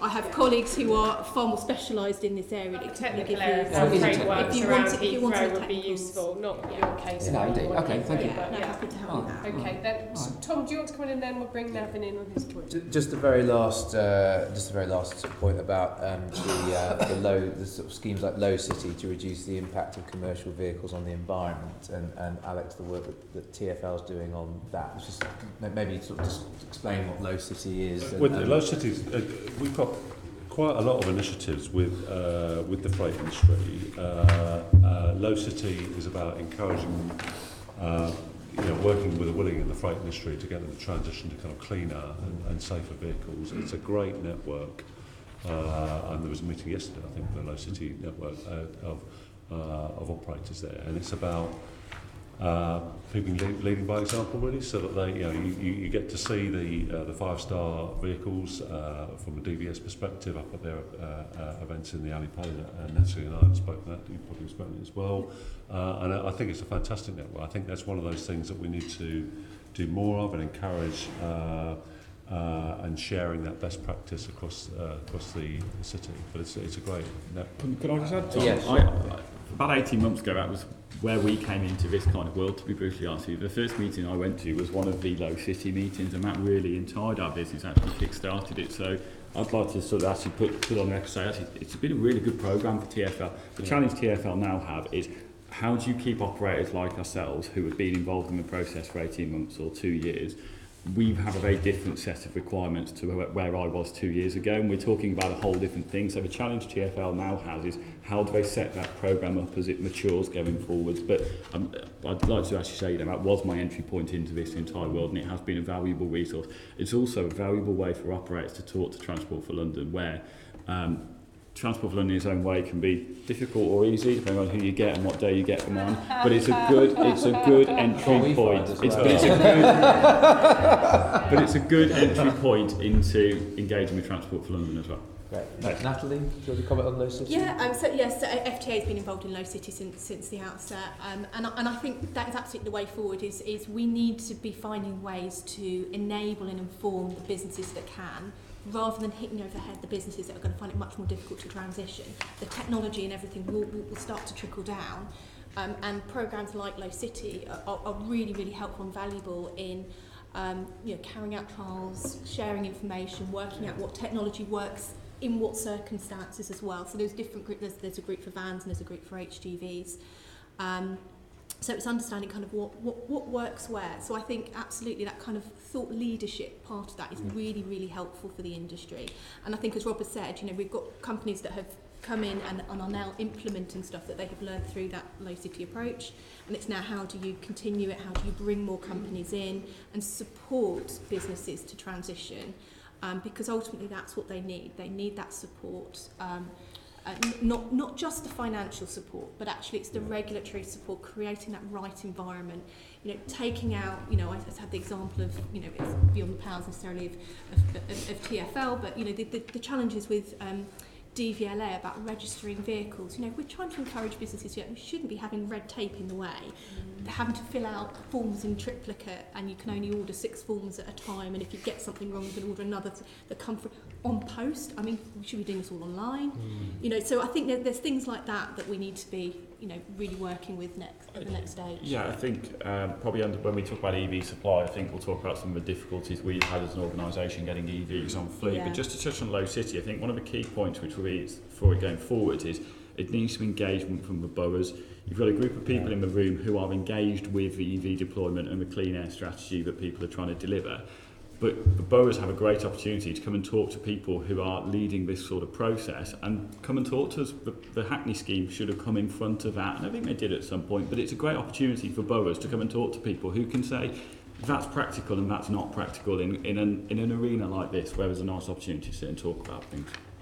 I was out of the room, but I think the question's around The city, yes. lowering vehicle pollution and emissions. Yeah. I mean, we've done some work in Bond Street. I think this committee's looked at before. It started a couple of years ago, and it was a pilot really, because we had 100 different owners, 200 different businesses of how we could really work smart on the street to help reduce the congestion, also improve air quality. And I'd say Dan Johnson, my colleague, led all that, so it's very good from our perspective. But some highlights of results. I mean, we reduced daily waste vehicle collections from 144 down to just 9 companies. We got curbside vehicle stops down by 17% within 2 years, and we removed almost 70% of waste bags from the footway, so again, congestion. So that's one very small example on one street in the West End. I think the challenge for us is we want to roll this out across the West End, across the CAS, and I think it goes back to an earlier point Natalie made on just this leadership and this approach, which is across boroughs, is strategic for the city, because I think business is willing, and it's not just about money, it's also about incentivising good practice, but also that, again, the thought leadership, the advice, the guidance to really move them at pace, because, you know, they're retailers, they want to do their job and sell, yet they've got a lot of this regulation coming down the line they need to respond to, and they want to do a good job for their customers. And obviously the West End and Oxford Street is the worst polluted street in Europe. You know, we've got to do more to actually move this quite rapidly. Thank you. Navin, you wanted to bring up a point? Aside of Heathrow expansion we've talked about, there's a major development expansion planned at Old Oak Park Royal Development Corporation, which will see major amount of construction activities, to say the least. And we have both canal as well as existing rail connections. Is there a clear strategy, planned strategy by TfL in terms of freight traffic and movement for decades to come? Well, you're right. That area, if it takes off, is going to be a construction site for decades. The first major infrastructure construction project there is going to be HS2.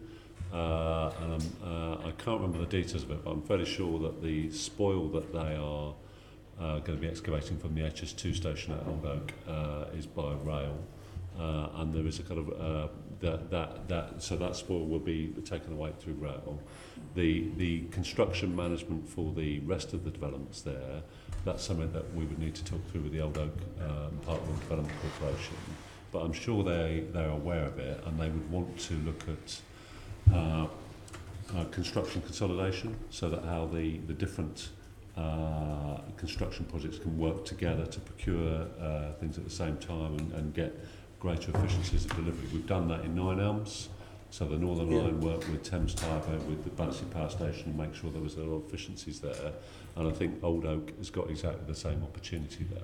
Well, I think this is something, Chair, does need to be looked into as part of the local plan or the strategy, because already some works are underway, and there are obviously local concerns with residents, in terms of transfer of spoils and construction materials and so on through local roads, etc. And that's where I think it's important, looking at what we're discussing, that for major projects like that, there is a clear strategy for transfer of all the goods and everything through other means than just roads. But I think it's a similar issue where it's relatively easy to get spoil out by rail. The other challenge is getting stuff in by rail. And I think that's where I'll take that up as to find out where we are with HS2. If you can take it away, please. Yeah, thank you. Very good, thank you. Right, let's look at the final mile now. Caroline, you're leading on this, right? Yes, thank you, Chair. I just wanted to clarify that the Assembly has recently put out a report opposing any aviation expansion in London on the basis of the noise, and particularly from concentrated flight paths. So I just wanted to, because that was a cross-party agreed report of the Assembly. But moving on to the final mile. I'm sure I dissented to that. It's not our committee. It's not your committee, it's the Environment Committee. And it just sounded like you were speaking for the Assembly. No, I'm sorry, I was speaking for the Environment Committee as Environment Thanks Chair. for clarifying that. And it was a cross-party agreed report. All parties Was it really? Indeed, yeah. I'm sure it was. Okay. The final mile, starting with you, Alex, what progress has TfL made on reducing the number of lorries and vans entering central London in the morning peak? And is TfL on target to reach the 10% reduction by 2026? If we look at that final point, are we on target? The plan will set out where we are now, which is, I think, the baseline is circa 20,000 vehicle movements in the peak, and we need a 10% reduction of that by 2026. If you look at the kind of linear trajectory of that, we are probably just below. We all know that just below meeting it. Just ahead of the target. Oh, excellent! Yeah. But it's kind of we all know it's a bit like the 80% mode share. It's not going to be a straight line, and it will ebb and flow with other changes in the wider economic position, really. So as big construction hots up, potentially it will go above that. So at the moment we're okay, but I think one of the things we need to focus our efforts on is this issue about last mile, and issue about retiming, and issues about consolidation, and the action plan will look at those issues in a bit more depth. The other thing I would say is that we will track progress against that target every year through the Travel in London report. So as it's an MTS target, that document that we publish every November, December will publicly set out how we're doing. And if we're not on target, what more are we going to do? Mm-hmm. Now, earlier, Natalie raised the issue of nighttime lorry movements. Is that something that you've looked at adjusting, particularly as there's more things that can be done now around noise, which I think is why the original night ban came in? Well, it's never a ban. Okay, night restrictions, sorry. The London Lorry Control Scheme is often referred to as a ban, and people know that it isn't a ban. But I do think Natalie's right to highlight the review that London councils are doing, because the circumstances for the original scheme in 1985 are very different now. Technology has moved on, and certainly the Olympics was a good example where the kind of quieter deliveries, quieter technology meant that you could do a lot more deliveries out of hours, overnight, or not necessarily in the middle of the night, but later in the evening or early in the morning. People were fine with it, really. So I think that's a debate that we need to have with London councils to kind of get them to kind of loosen the reins a bit on this, really, to realise that technology has moved on, and that you can have more people delivering later in the evening or earlier in the morning without the negative effects that people feel. I personally think that, having worked on the games and that retiming debate, that there was a lot of play made on the regulation stopping it, when you spoke to a lot of businesses, one of the factors that stopped people doing it was actually having a recipient in the building to collect the goods, because they have to pay for them to be there at 6 a.m. or 8 or 9 p.m. at night, something like that. So I think the regulation is an issue, but it's not a panacea. If you got rid of the London Lorry Control Scheme, I don't think you're going to have a huge surge of overnight deliveries, because people don't. Although the nighttime economy, we've just had data published that shows that a third of Londoners work at night. Yes. So you would have thought that actually there might be potential there that would be worth looking at. Absolutely. Now we've sort of looked and discussed quite a bit already the impact of reducing personal deliveries to offices, but I wonder, has TfL done any modelling on the effects of kind of businesses preventing people having from personal deliveries? No, I referred to it earlier. One of the things we need to do is to do a survey of our own staff to find out what they did. Because as I said, the reality they didn't stop shopping. They carried on shopping, and we need to understand how their needs are met. I suspect that more was done in the evening and at the weekend in terms of those deliveries to their home addresses. So when you say you need to survey TfL staff, we are doing that. Are you doing Yeah, it? yeah. And do you have a date when you're expecting? I'm afraid I don't, but I can get that to you If as you to when could, we're that would be very helpful. Thank you. And then a further question for you is, I gather TfL giving evidence to the National Infrastructure Commission said that you're looking at international best practice, things like Hamburg, where they deliver on foot for the last mile, or Singapore, where they have limited number of permits for vehicles into the central activity zone. Are you looking at any, are there any specific examples beyond those that you're looking at internationally? Yes, we've also looked at the examples in Paris, where they've had a lot of kind of city centre consolidation activity. What you find with a lot of those international comparisons is that there's a substantial kind of public sector investment in that, and I think we need to be realistic about that may not be available in the UK in kind of current state. I think the other more productive discussion we need to do is to look at how we use our land more efficiently and we prioritise its availability for V8 users and freight. I think the Caxton Street example with DPD is a fantastic example.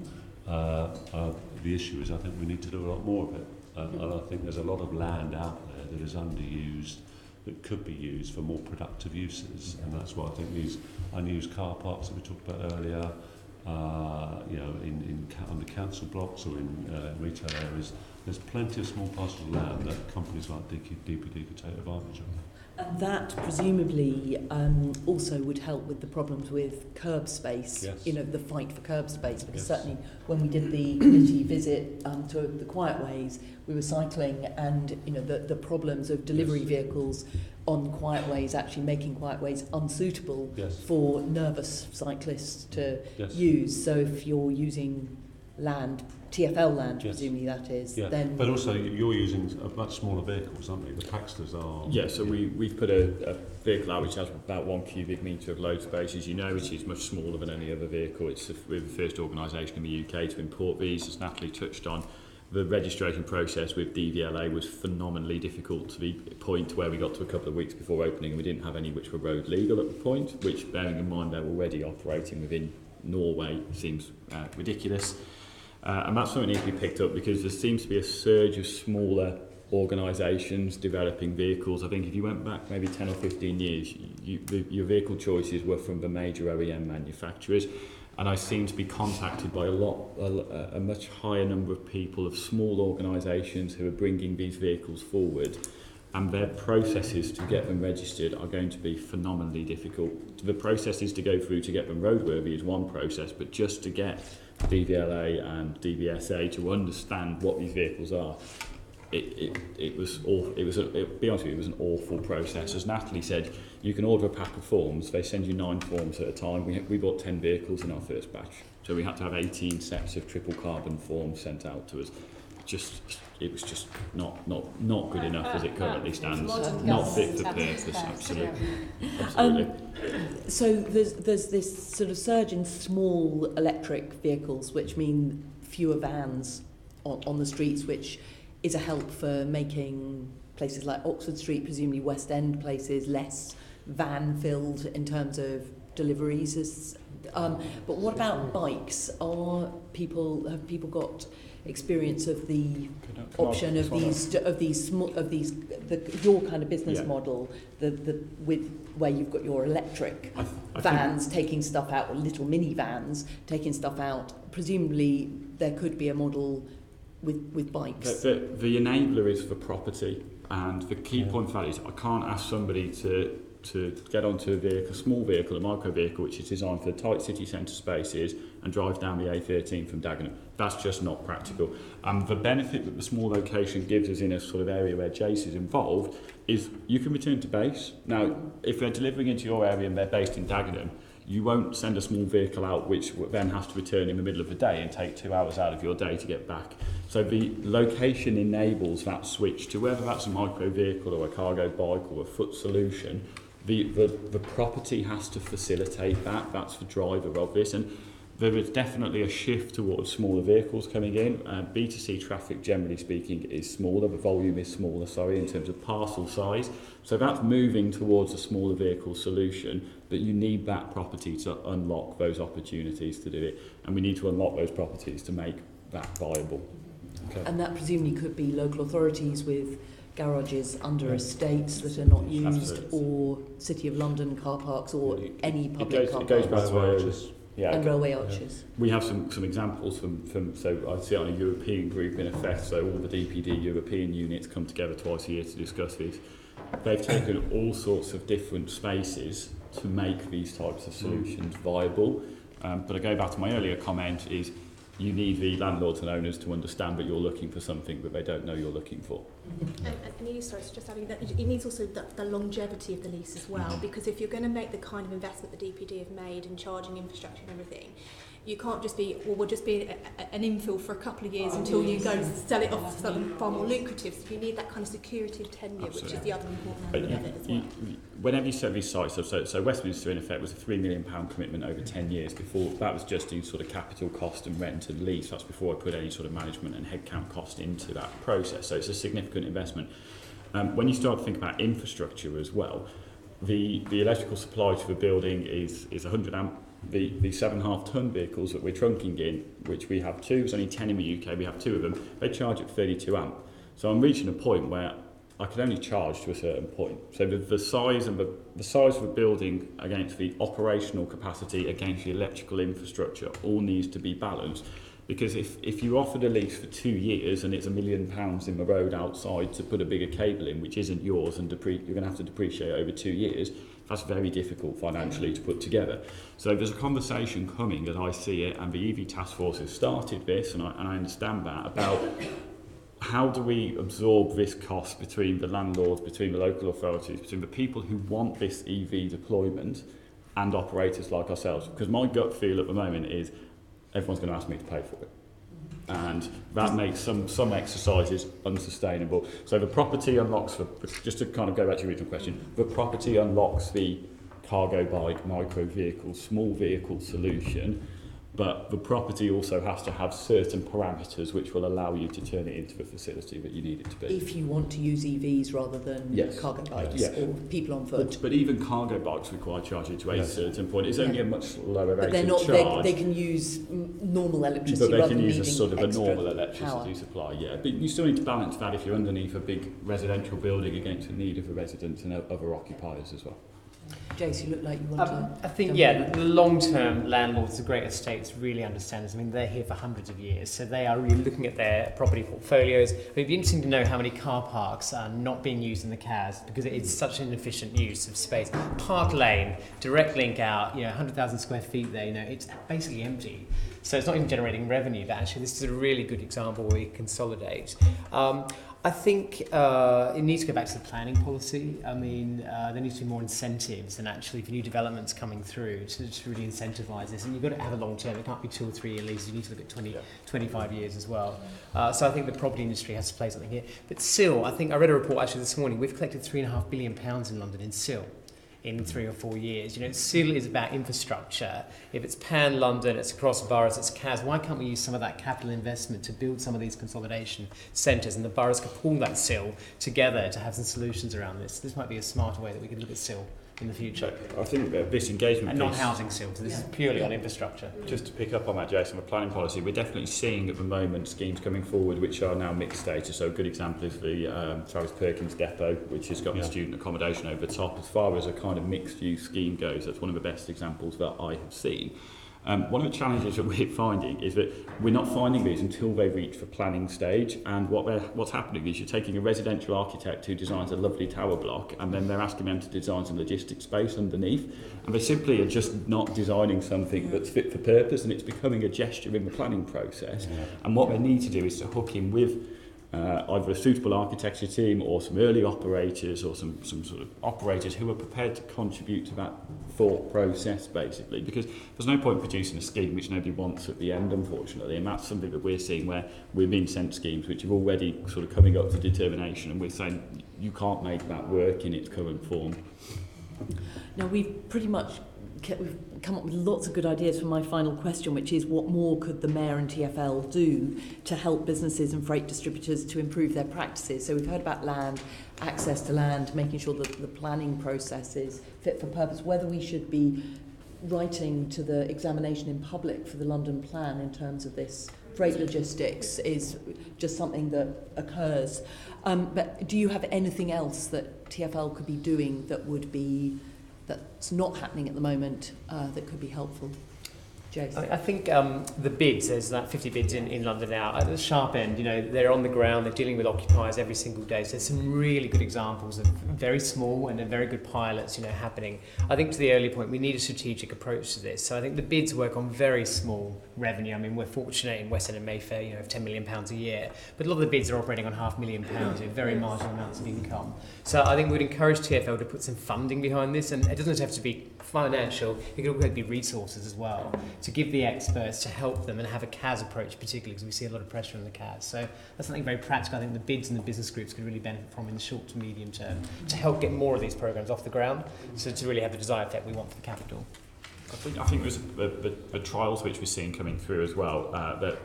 It's great that people are thinking about things differently, but we have to understand that there's a very significant challenge between somebody doing a trial from a small operator to scaling it to very large operational approaches. And my concern is at the moment is some of the trials which you're seeing, they're clever and they are achieving something, but does that scale to the 8-10 major parcel delivery? Is that a viable solution that can be scaled? And that's something which probably just needs to be factored into that thought process. Following from Jace's point about the bids, I would agree with them wholeheartedly, because the bids are very close to the business communities, as you would expect, and have a much greater understanding about their needs and their pressures than we do. So we're really keen to work with the bids across London, and there's an event next week where I'm going to be talking about the Freight and Servicing Action Plan and about how we can work with them more effectively. To be honest, they're doing a lot of really good stuff already, and it's really how we can help them do more. Thank you. Anything? No, I think it's quite a lot of points that have already been made. I think, it's about a kind of enablement. I think, as I said earlier, that the industry works on very tight margins. So we aim to be as efficient as we possibly can. And it's about identifying the barriers to efficiency. It's not necessarily just by adding in new and additional regulation. It's about and enabling those that can and those that are willing to. So creating that right regulatory environment. And coming back to that leadership point, I think one of the challenges we've got with the boroughs, because a lot of this stuff needs to be delivered at a very local level, is the boroughs don't have that expertise and knowledge. I think the only authority I'm aware of that has a dedicated freight officer is the City of London, because they have that resource, and the others don't. Now, I'm not picking the boroughs on that. They have limited resource, and they have lots, and freight for them probably carries over a number of different roles and responsibilities, but it doesn't fall on one person. And they don't necessarily have that expertise. So I think there is a role here for the Mayor, for TfL, to help support the boroughs to make sure that they do have that knowledge, because never let the lack of knowledge get in the way of having a good opinion on something or implementing bad policy. So we need to make sure that if we are going to have policies that are implemented, that they are achieving what we want them to achieve, that they don't create unintended consequences, that they don't add additional costs, particularly to small businesses, and push them out, because I think that is one of the risks sometimes with some very blunt tools is some of the bigger companies can perhaps absorb some of those costs, although it's still a challenge for them, but some of the smaller businesses find it more difficult to adapt, and I think we need to protect and support London's small businesses as well, because they really underpin what we do and what makes our city interesting. So Thank you very much. Right, let's move on to our next section, making space for freight in London, and Sean's going to lead off on that. I think a lot of these points have already been covered, so we, in the interest of time, some of them we might skip over. But like we say, making space for freight in London. In relation to logistics and distribution sites, what more does the freight industry need in order to deliver efficiently in the capital? So I can come in there. So obviously this is very timely, this question, because the draft London plan is going through its examination in public. And we were really pleased to see a lot of recognition about the importance of logistics and industrial land in London. If London's population is growing, we need to make sure we've got the right land to support it, and that's not just building more houses. That's, if I said earlier, we're going to encourage people to live car free, we need to support them in that as well. I think there are lots of things that the plan does which will be helpful. I think there's lots of areas where it doesn't go far enough, and I'm happy to share with the committee our detailed responses on those particular areas. I think one of the challenges is that industrial and logistics land is kind of lumped together as one. And actually some of the needs are quite different. So for logistics, actually, what we quite often need is just open yard space. We need spaces for vehicles. And there's a big focus in the plan about intensification, which may work for some uses, but doesn't always work that simply for logistics land as well. There's also, let's talk about protecting the land that we already have. Some limited release. There's, I think, 3 boroughs, all in the Thames Gateway, which have been identified for limited release of industrial land, which I find quite surprising, considering that's where a lot of the growth is happening in London. And I wonder whether there's other issues behind it, whether it's actually the kind of, whether the property that's on the land is the kind of property that logistics and the industry needs, whether we actually got the right kind of warehousing, the right kind of land. Or whether we've got, situations where we've got developers that are effectively land banking. So there may be sort of some of that as well. So I think we certainly question that limited release, but we think that we need to go further, that we probably need more land. Will London deliver the land that industry needs? Maybe. The question is, where is that going to be? Is that actually even going to be in London? Is it going to be pushed out to the home counties? Then we have the issue that we're pushing logistics further and further out, increasing those journey times and ultimately increasing the number of vehicles. So it's about having the right land in the right strategic locations. And one of the challenges, of course, is we look at this, of course, on a borough-by-borough basis, but actually it's about the arterial routes. Where are the key arterial routes heading into London? Because generally that's where logistics needs to be, on or close to those major routes. And then we need to make sure that we've got the right land in the right location as well for the sort of micro consolidation and shift towards EVs as well. I think only about 64% of industrial land in London is protected, so it's about a third of it is unprotected land, and that's all pockets of land. Now, that may be difficult to go through that process of protecting every single piece of land, but we need to think very carefully, because particularly some of these pockets of land in the centre of London, if those underutilised car parks that we talk about, how long are they going to stay there as underutilised car parks? This is really expensive real estate. If we don't identify those bits of land now, they will be gone forever.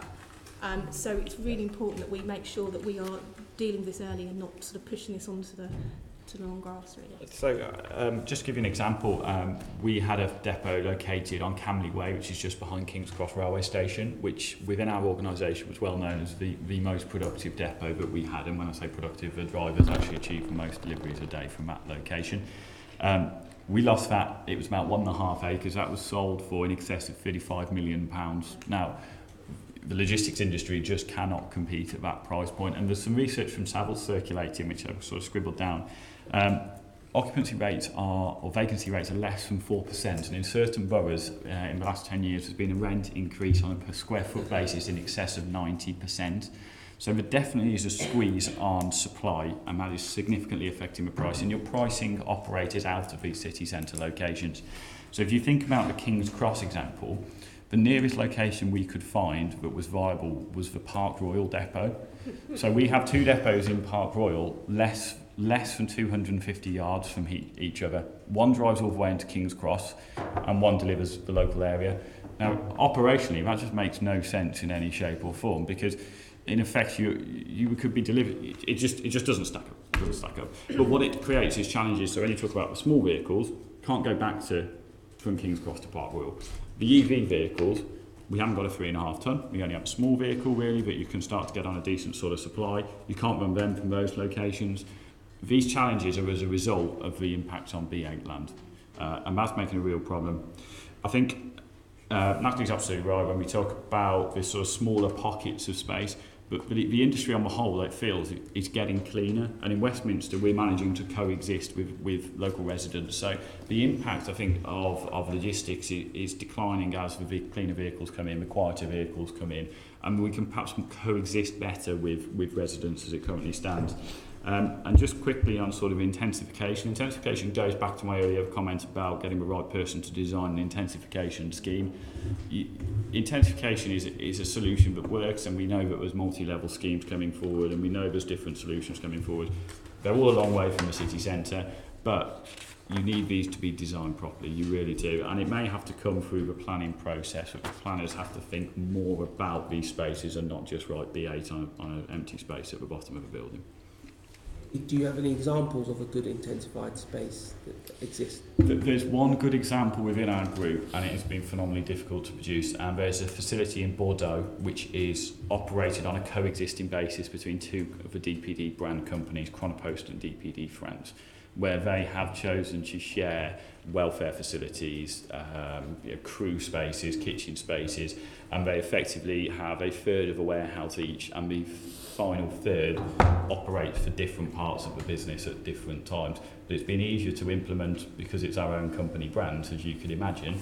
I don't believe that I've seen a solution where you found multiple operators working from the same building within the same industry.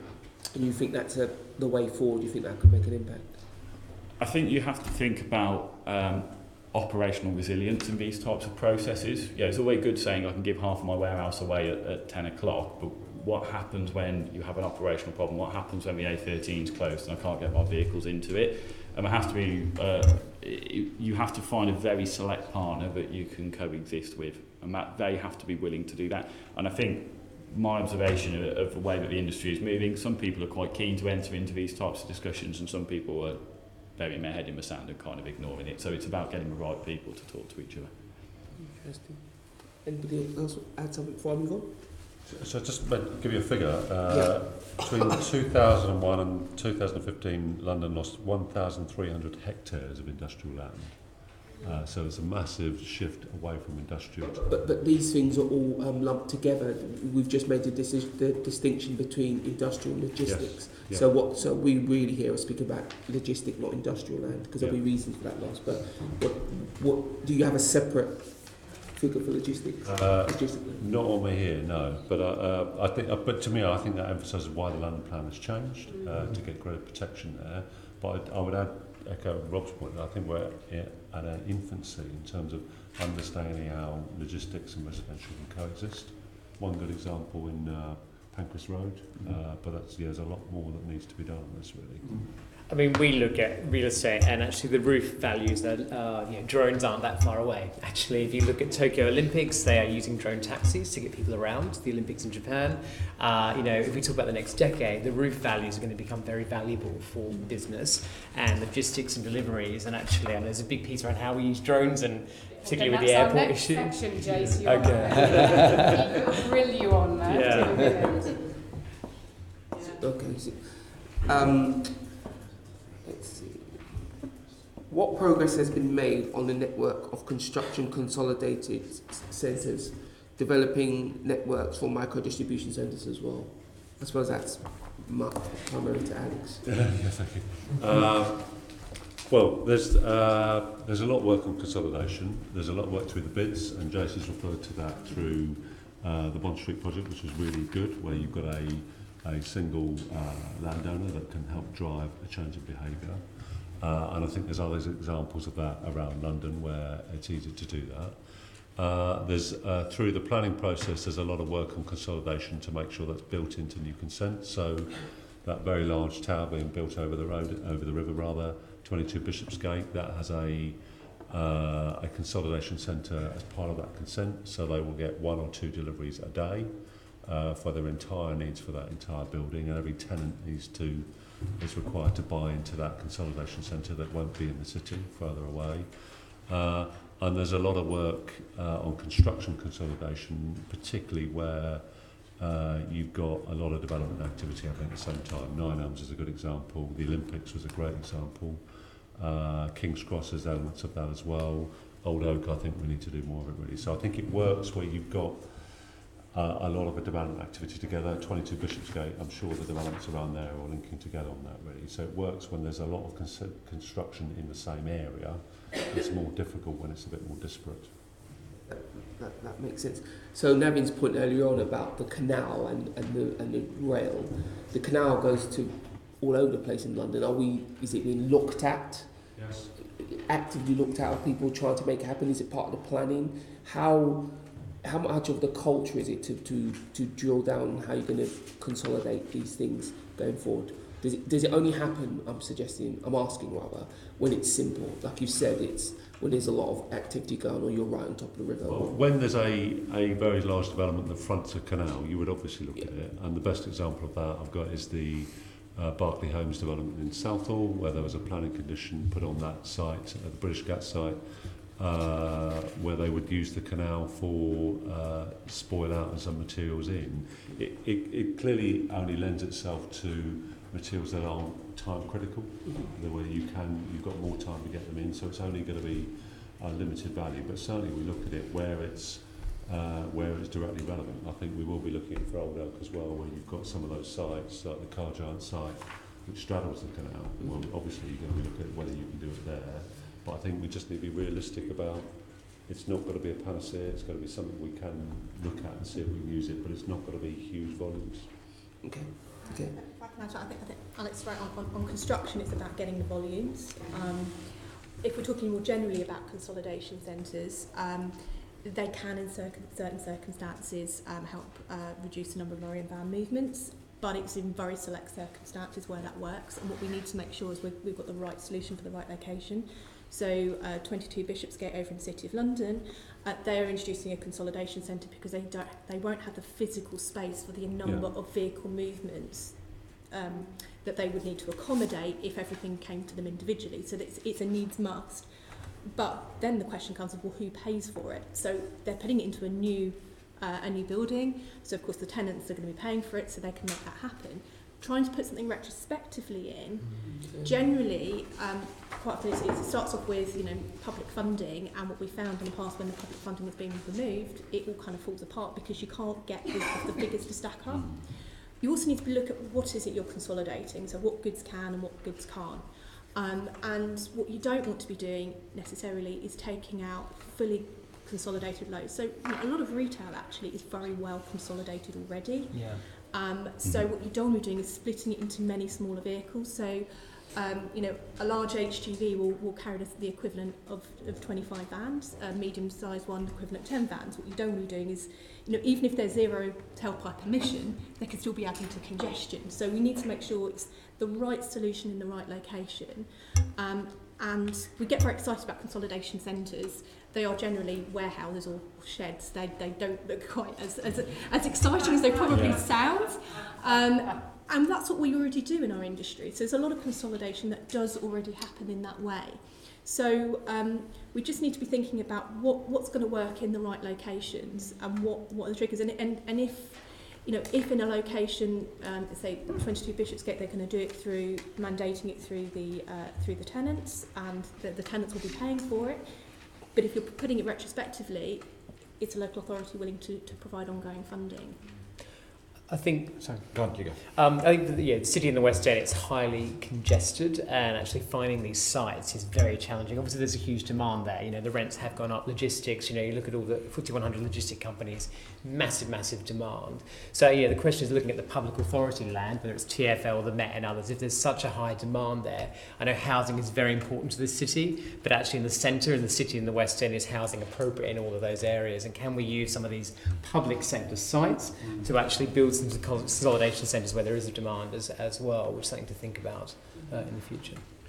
I think Natalie's absolutely right. I think on a sector-by-sector basis, consolidation has its potential, and my gut reaction is that it's sectors where products are more homogenous with one another.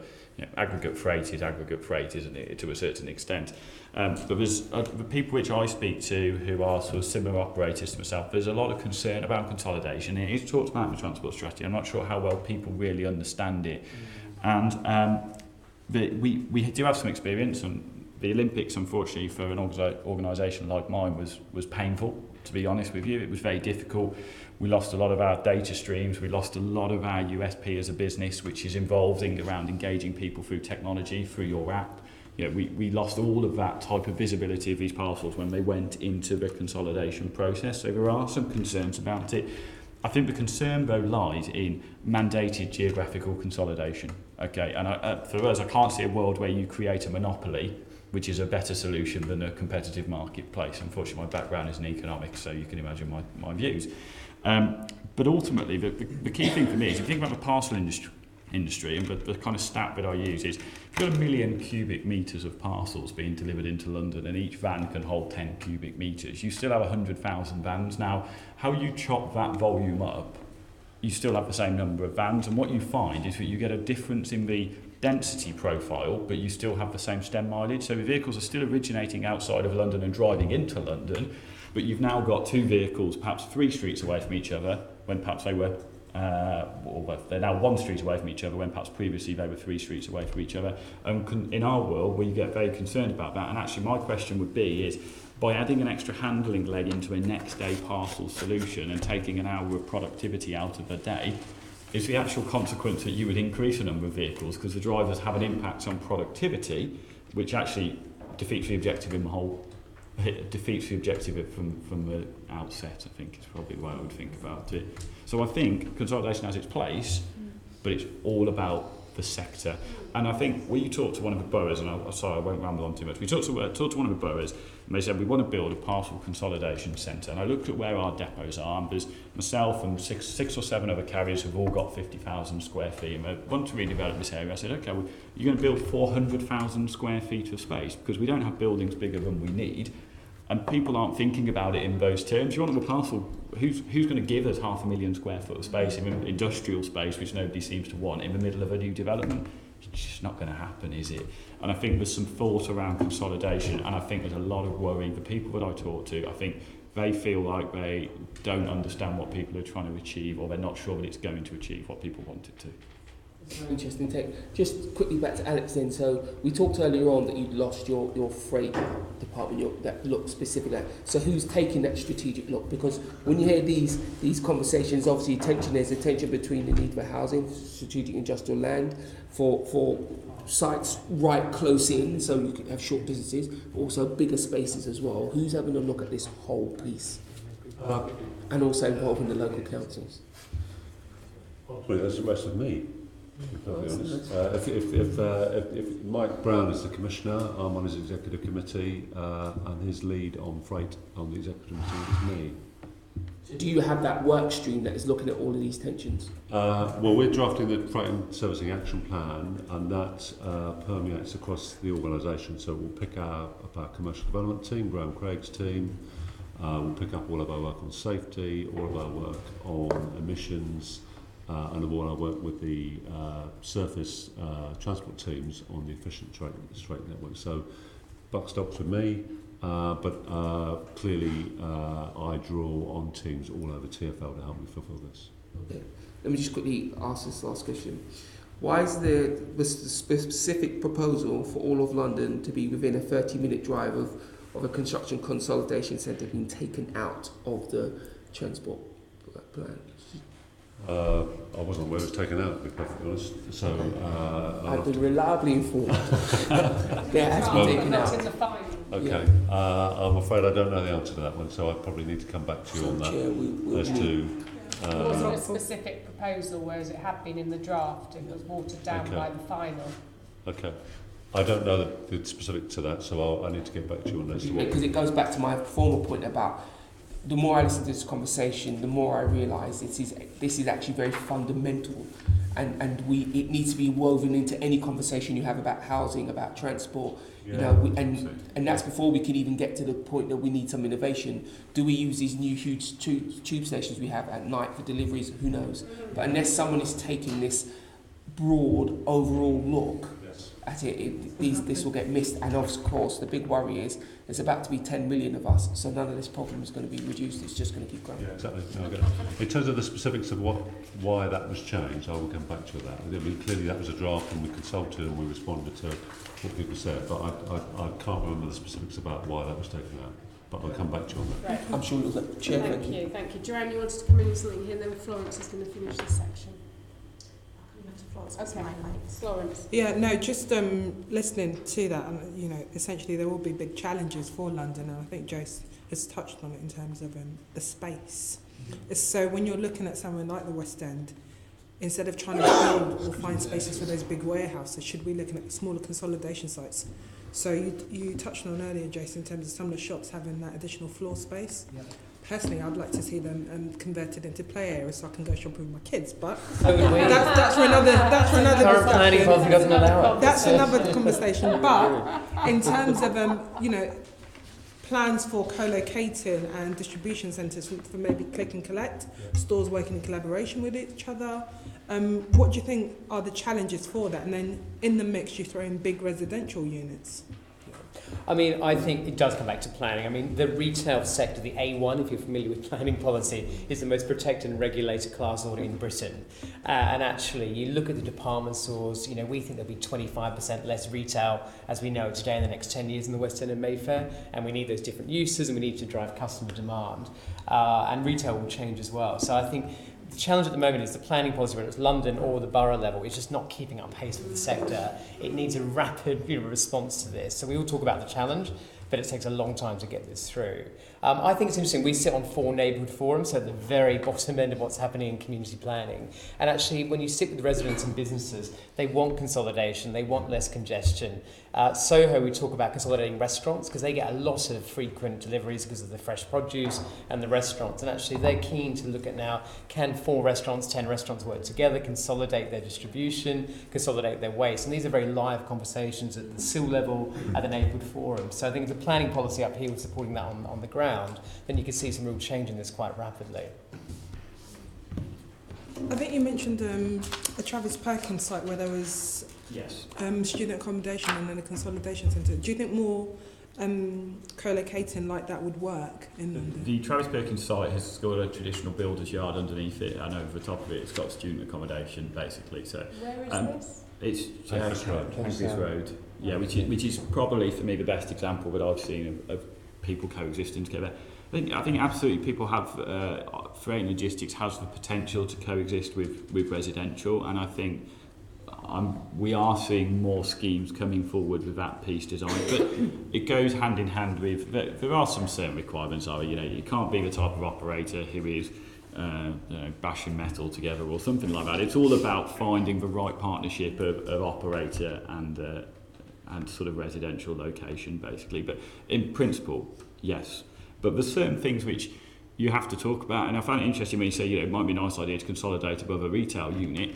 That's great, but how do I get all of our product up there and then back down, and how do I get my van? So if I can't get the vans inside the building, I've got a load of parcels on the first floor, but they're all parked on the street outside. So I'm not, please don't go into specific idea, but I think it's about finding the right combination of building, of occupiers, of residential locations. All of that plays together, and that's why Jace is absolutely right. This is not just a transport issue. This crosses planning, this crosses retailers, this crosses transport policy, and it means a much more holistic viewpoint. Are there any international examples that you think have worked well that maybe we should be looking at in terms of this co-location and accommodating freight within cities? Well, the best example I've come across is in Paris, but that was I'm fairly sure there's a substantial public subsidy to enable that to happen, where distribution below substantial residential. But we'll. Is that this Chapman International Logistics Hotel? Yes, I think there's yeah. So we have 3 facilities in Paris operated by our Chronopost band. We actually also have an interest in Le Chapelle as well. We have taken people from the UK out to look at Beaugrenelle and name escapes me, but a second location. One is it's not a bad place to go for a visit, I must say. But one of them, Beaugrenelle, is an underground facility which has got a combination of retail, residential, and a school above it. So it's quite surreal. You walk out of one exit and there's a playground, but it's been well designed. Head clearance is inside. There's no external parking, but head clearance is inside, big enough to go to HGV into. So when you think about the design piece again, it's no use giving us something which has got 1.9 metre clearance because I can't get the quantity of parcels, or the logistics operators won't be able to get the freight in effectively. So that design piece. And so there are some good examples in Paris. I'm sure I can facilitate a visit if anybody would like to go and look at them. Beyond our budget. Before or after Brexit. But we better go see. But there are some good examples out there.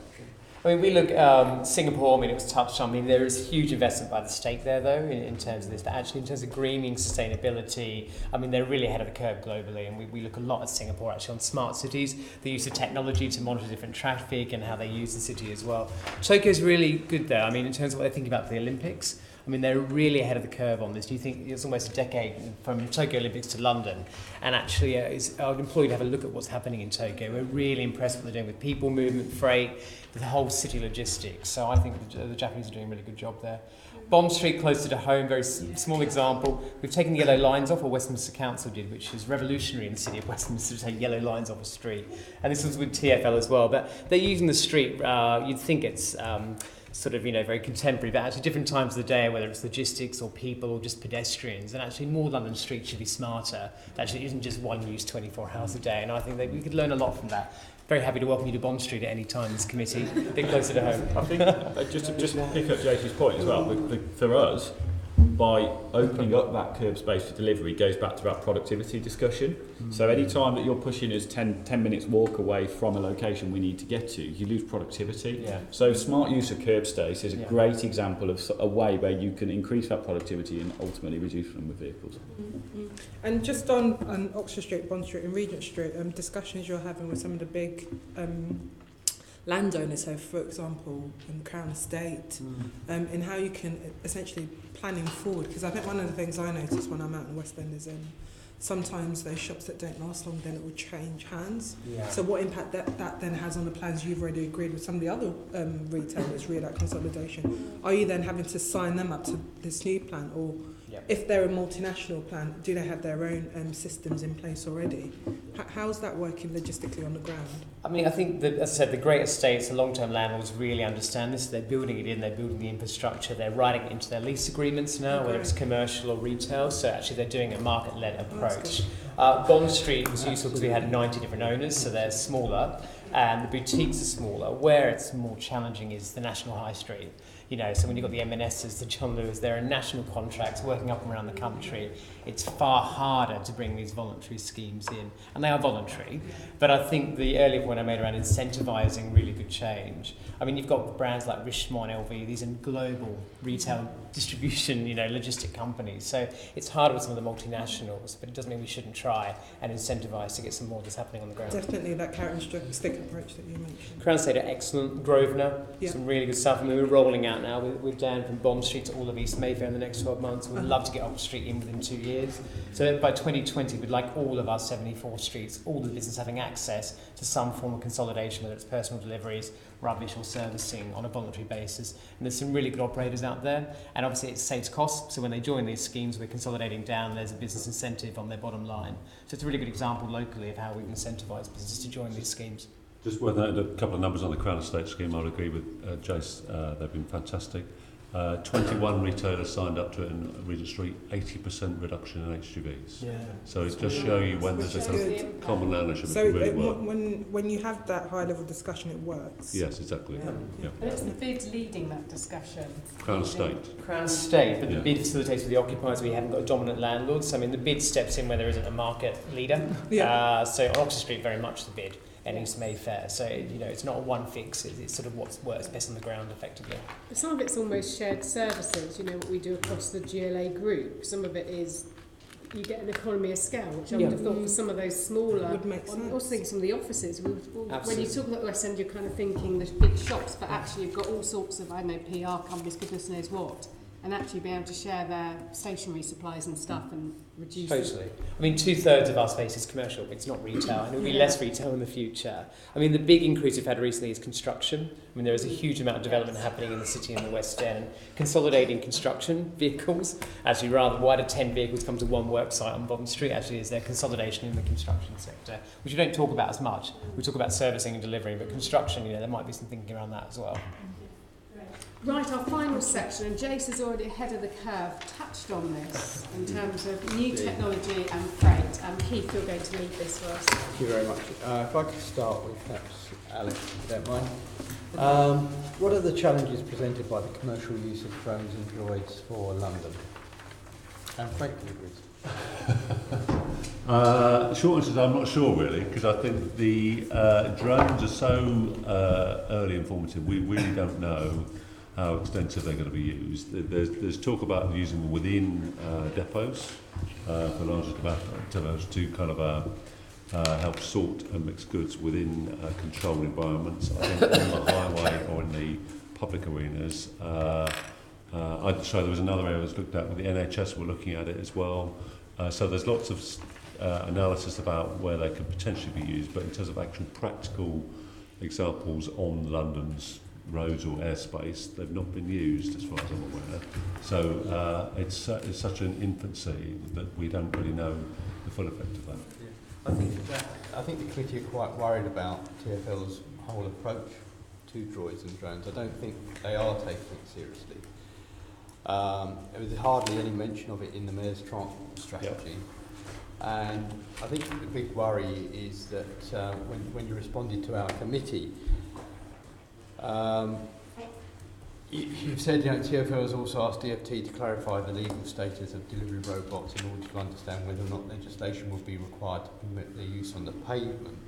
But shouldn't you really be asking, I would have thought, because this also goes wider actually, it's the whole area of not just drones and droids, but also different types of people carrying autonomous vehicles.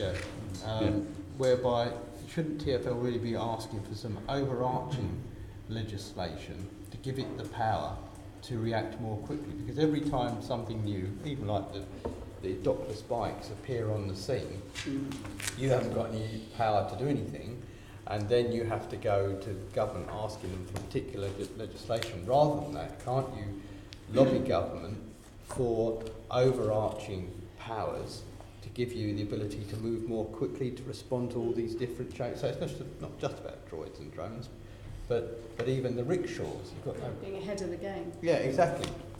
Well, the Mayor's Transport Strategy has got Policy 21, I think it is, which tries to identify areas, where it talks about areas of innovation and change, because the reality is the Mayor's Transport Strategy up to 2041, it can't predict what the next Uber is or the next drone or dockless bike system is, but what it was saying in that document was that any new initiative needs to be tested against the objectives of the Mayor's Transport Strategy, which is about shifting towards sustainable modes and getting up to the 80% figure, reducing dependence on vehicle use. So I think any new initiative that comes along, we need to test it against that policy, and the innovation team at TfL and the Michael Hurwitz does that for all of those innovations. So like dockless bikes, they've come, they were going to take over the world, and then it looks as though they probably aren't.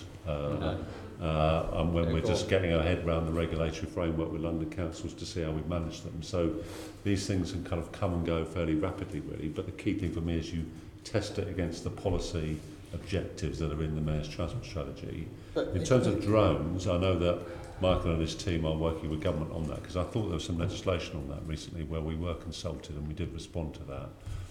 But it's probably another one where I probably need to get back to. That's the point, Alex, is, I mean, it's all well and good testing against the Mayor's strategy, but surely it would be far better if TfL were to make a strong case, and I'm sure the committee would consider supporting it, that they're given greater overarching powers to pass bylaws to regulate these across the whole of London, because otherwise we just have this mishmash. We have people who come to London and dump bikes all over different boroughs. Yes, we managed to deal with that, but only by luck rather than judgment. We've got people who've got droids that are running along the pavements delivering takeaways, which nobody can actually tell us what the legal status of those are. We've got rickshaws going around charging people £600 just to ride 200 yards.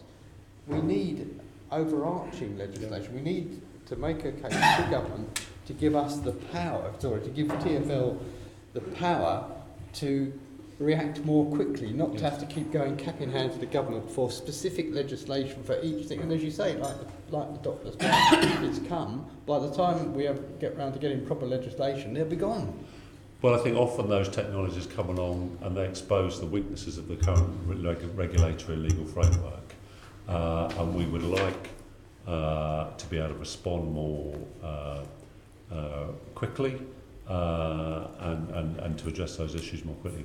The reality, though, of getting kind of primary legislation through is that it just takes a phenomenal amount of time. I'm going to give you an example. Alex, sorry if I just said, but that's the point. If you could get primary overarching legislation, the ability to make bylaws, then you wouldn't have to keep going through this long process every time, because you'd have the power to make bylaws.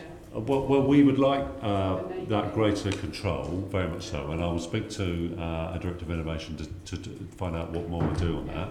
The reality of it, though, is I think to remember is the last piece of legislation we got through, the London Local Authorities and Transport for London Act, took 8 years. 8 years to go from concept and drafting to royal assent. So I think particularly if you think about the national circumstance, there's a backlog of legislation at the moment. So our ability to be quick on that our record isn't as great as we would like. But that doesn't stop us asking, which I think is your main point. I think that makes the point, isn't it? You've got to get one big lump through in one go. Otherwise, we'll be here in 16 years' time to try and regulate the doctor's bikes. Doctor's bikes. It's gone. Okay,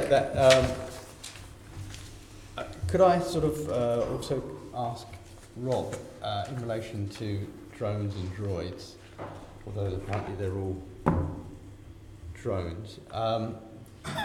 Do you have any plans to use drones? Not at the moment. I understand that in our European group they've started to look at them, but I haven't got any information I can give you, to be honest with you, Keith. It's still such early days in the process, but I can't give you anything now. Okay. Natalie, any comments on that? I think we're always sort of looking at new technology and what might come forward, and I think we need to be open to what the potential may be of different technologies. I think we just need an environment where we can enable businesses to innovate. Now, some of that innovation will happen here, some of it will happen abroad. We've got multinational businesses that may do, as Robert said, will do things elsewhere. And then we've got to look at how it works in the context in the UK and in particular here, obviously, in London. But I think we just got to keep our minds open. I mean, some of these things may sound like pie in the sky, but you never know where things may go. But certainly, autonomous vehicles, autonomous features in vehicles are becoming, I don't think it's a case of we go from the vehicles that we got now to suddenly it's all fully autonomous. There's all these autonomous features that are coming forward, and particularly if we look at HGVs, we're not talking about things like driverless HGVs. There are some potential trials coming up looking at platooning on motorways.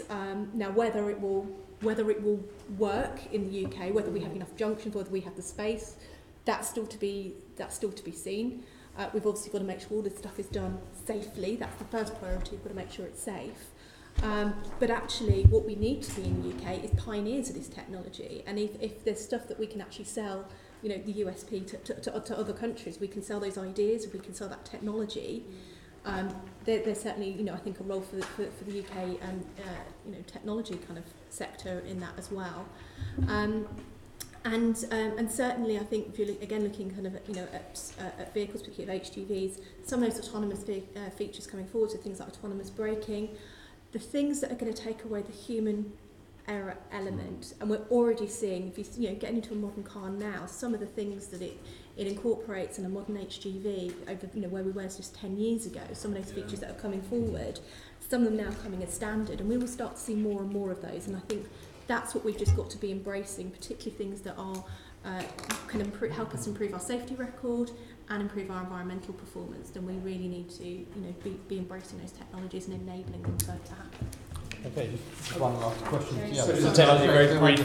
What's your views on droids running up and down the pavements? I mean, a flippant remark that, the rooftops, but actually you bet the companies that we represent are thinking about the next 10, 20, 30 years. They're thinking about technology, whether it's real estate, whether it's retail. Microsoft is opening its European flagship store in the middle of Oxford Circus in June. Of course they're thinking about drone technology, smart technology. I think to the early point, I didn't even realise there's an innovation team at TfL. I mean, it links back to your point, rather than responding to these changes, can we adapt and actually forward forecast what we're expecting in the next 10 to 20 years? Any of our companies, they'd be putting 10% in R&D every single year thinking about this. The public sector probably needs to get on that journey as well to help adapt and respond in the future.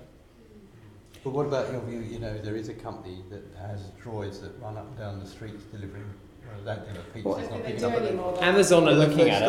Amazon had to stop because they weren't allowed. But we did a site visit and had ice cream delivered to us, which was very good. I missed that actually. Yeah, I think they've stopped. Yeah. Amazon are doing a lot in this space. Amazon Go is opening at Oxford Circus as well in the next 12 months. So it's coming. And it's how we respond in public policy and getting ahead of the curve, as you say. Okay, lovely. Thank you all so much for your contributions today. Jace, Natalie, Rob and Alex, been really useful. Alex got a few things to follow up, but I specifically had asked for Alex to come today, knowing we wouldn't know every detail, but knowing that's strategic, which is where I wanted us to be. There are a few details there, people have a pretty quick turnaround to feed into our response. Members, can we note the report and the discussion and delegate authority to me in consultation with group lead members to agree our final outputs? Thank you. Item 7, can we agree our work programme for the remainder of the year 2018-19, and that includes our March meeting with the Commissioner is now going to be in April. We're just agreeing the date, and that was due to an administrative error, which meant it wasn't actually in Mike's diary. But we're going to use it to conclude our work on Crossrail and the Elizabeth line. Use that for the visit to Paris. And obviously the trip to Paris, Keith is offering to take us on. And then we use April to have our annual catch up with the Commissioner. Is that agreed? Yeah. Agreed. Our next meeting is 14th of March, again on Crossrail, and it's at 10 in the Chamber at City Hall. And just to say, this is the first meeting for about 3. We haven't summoned any papers to TfL or summoned any guests, so that makes a change. Thank you very much, members and guests, for your time.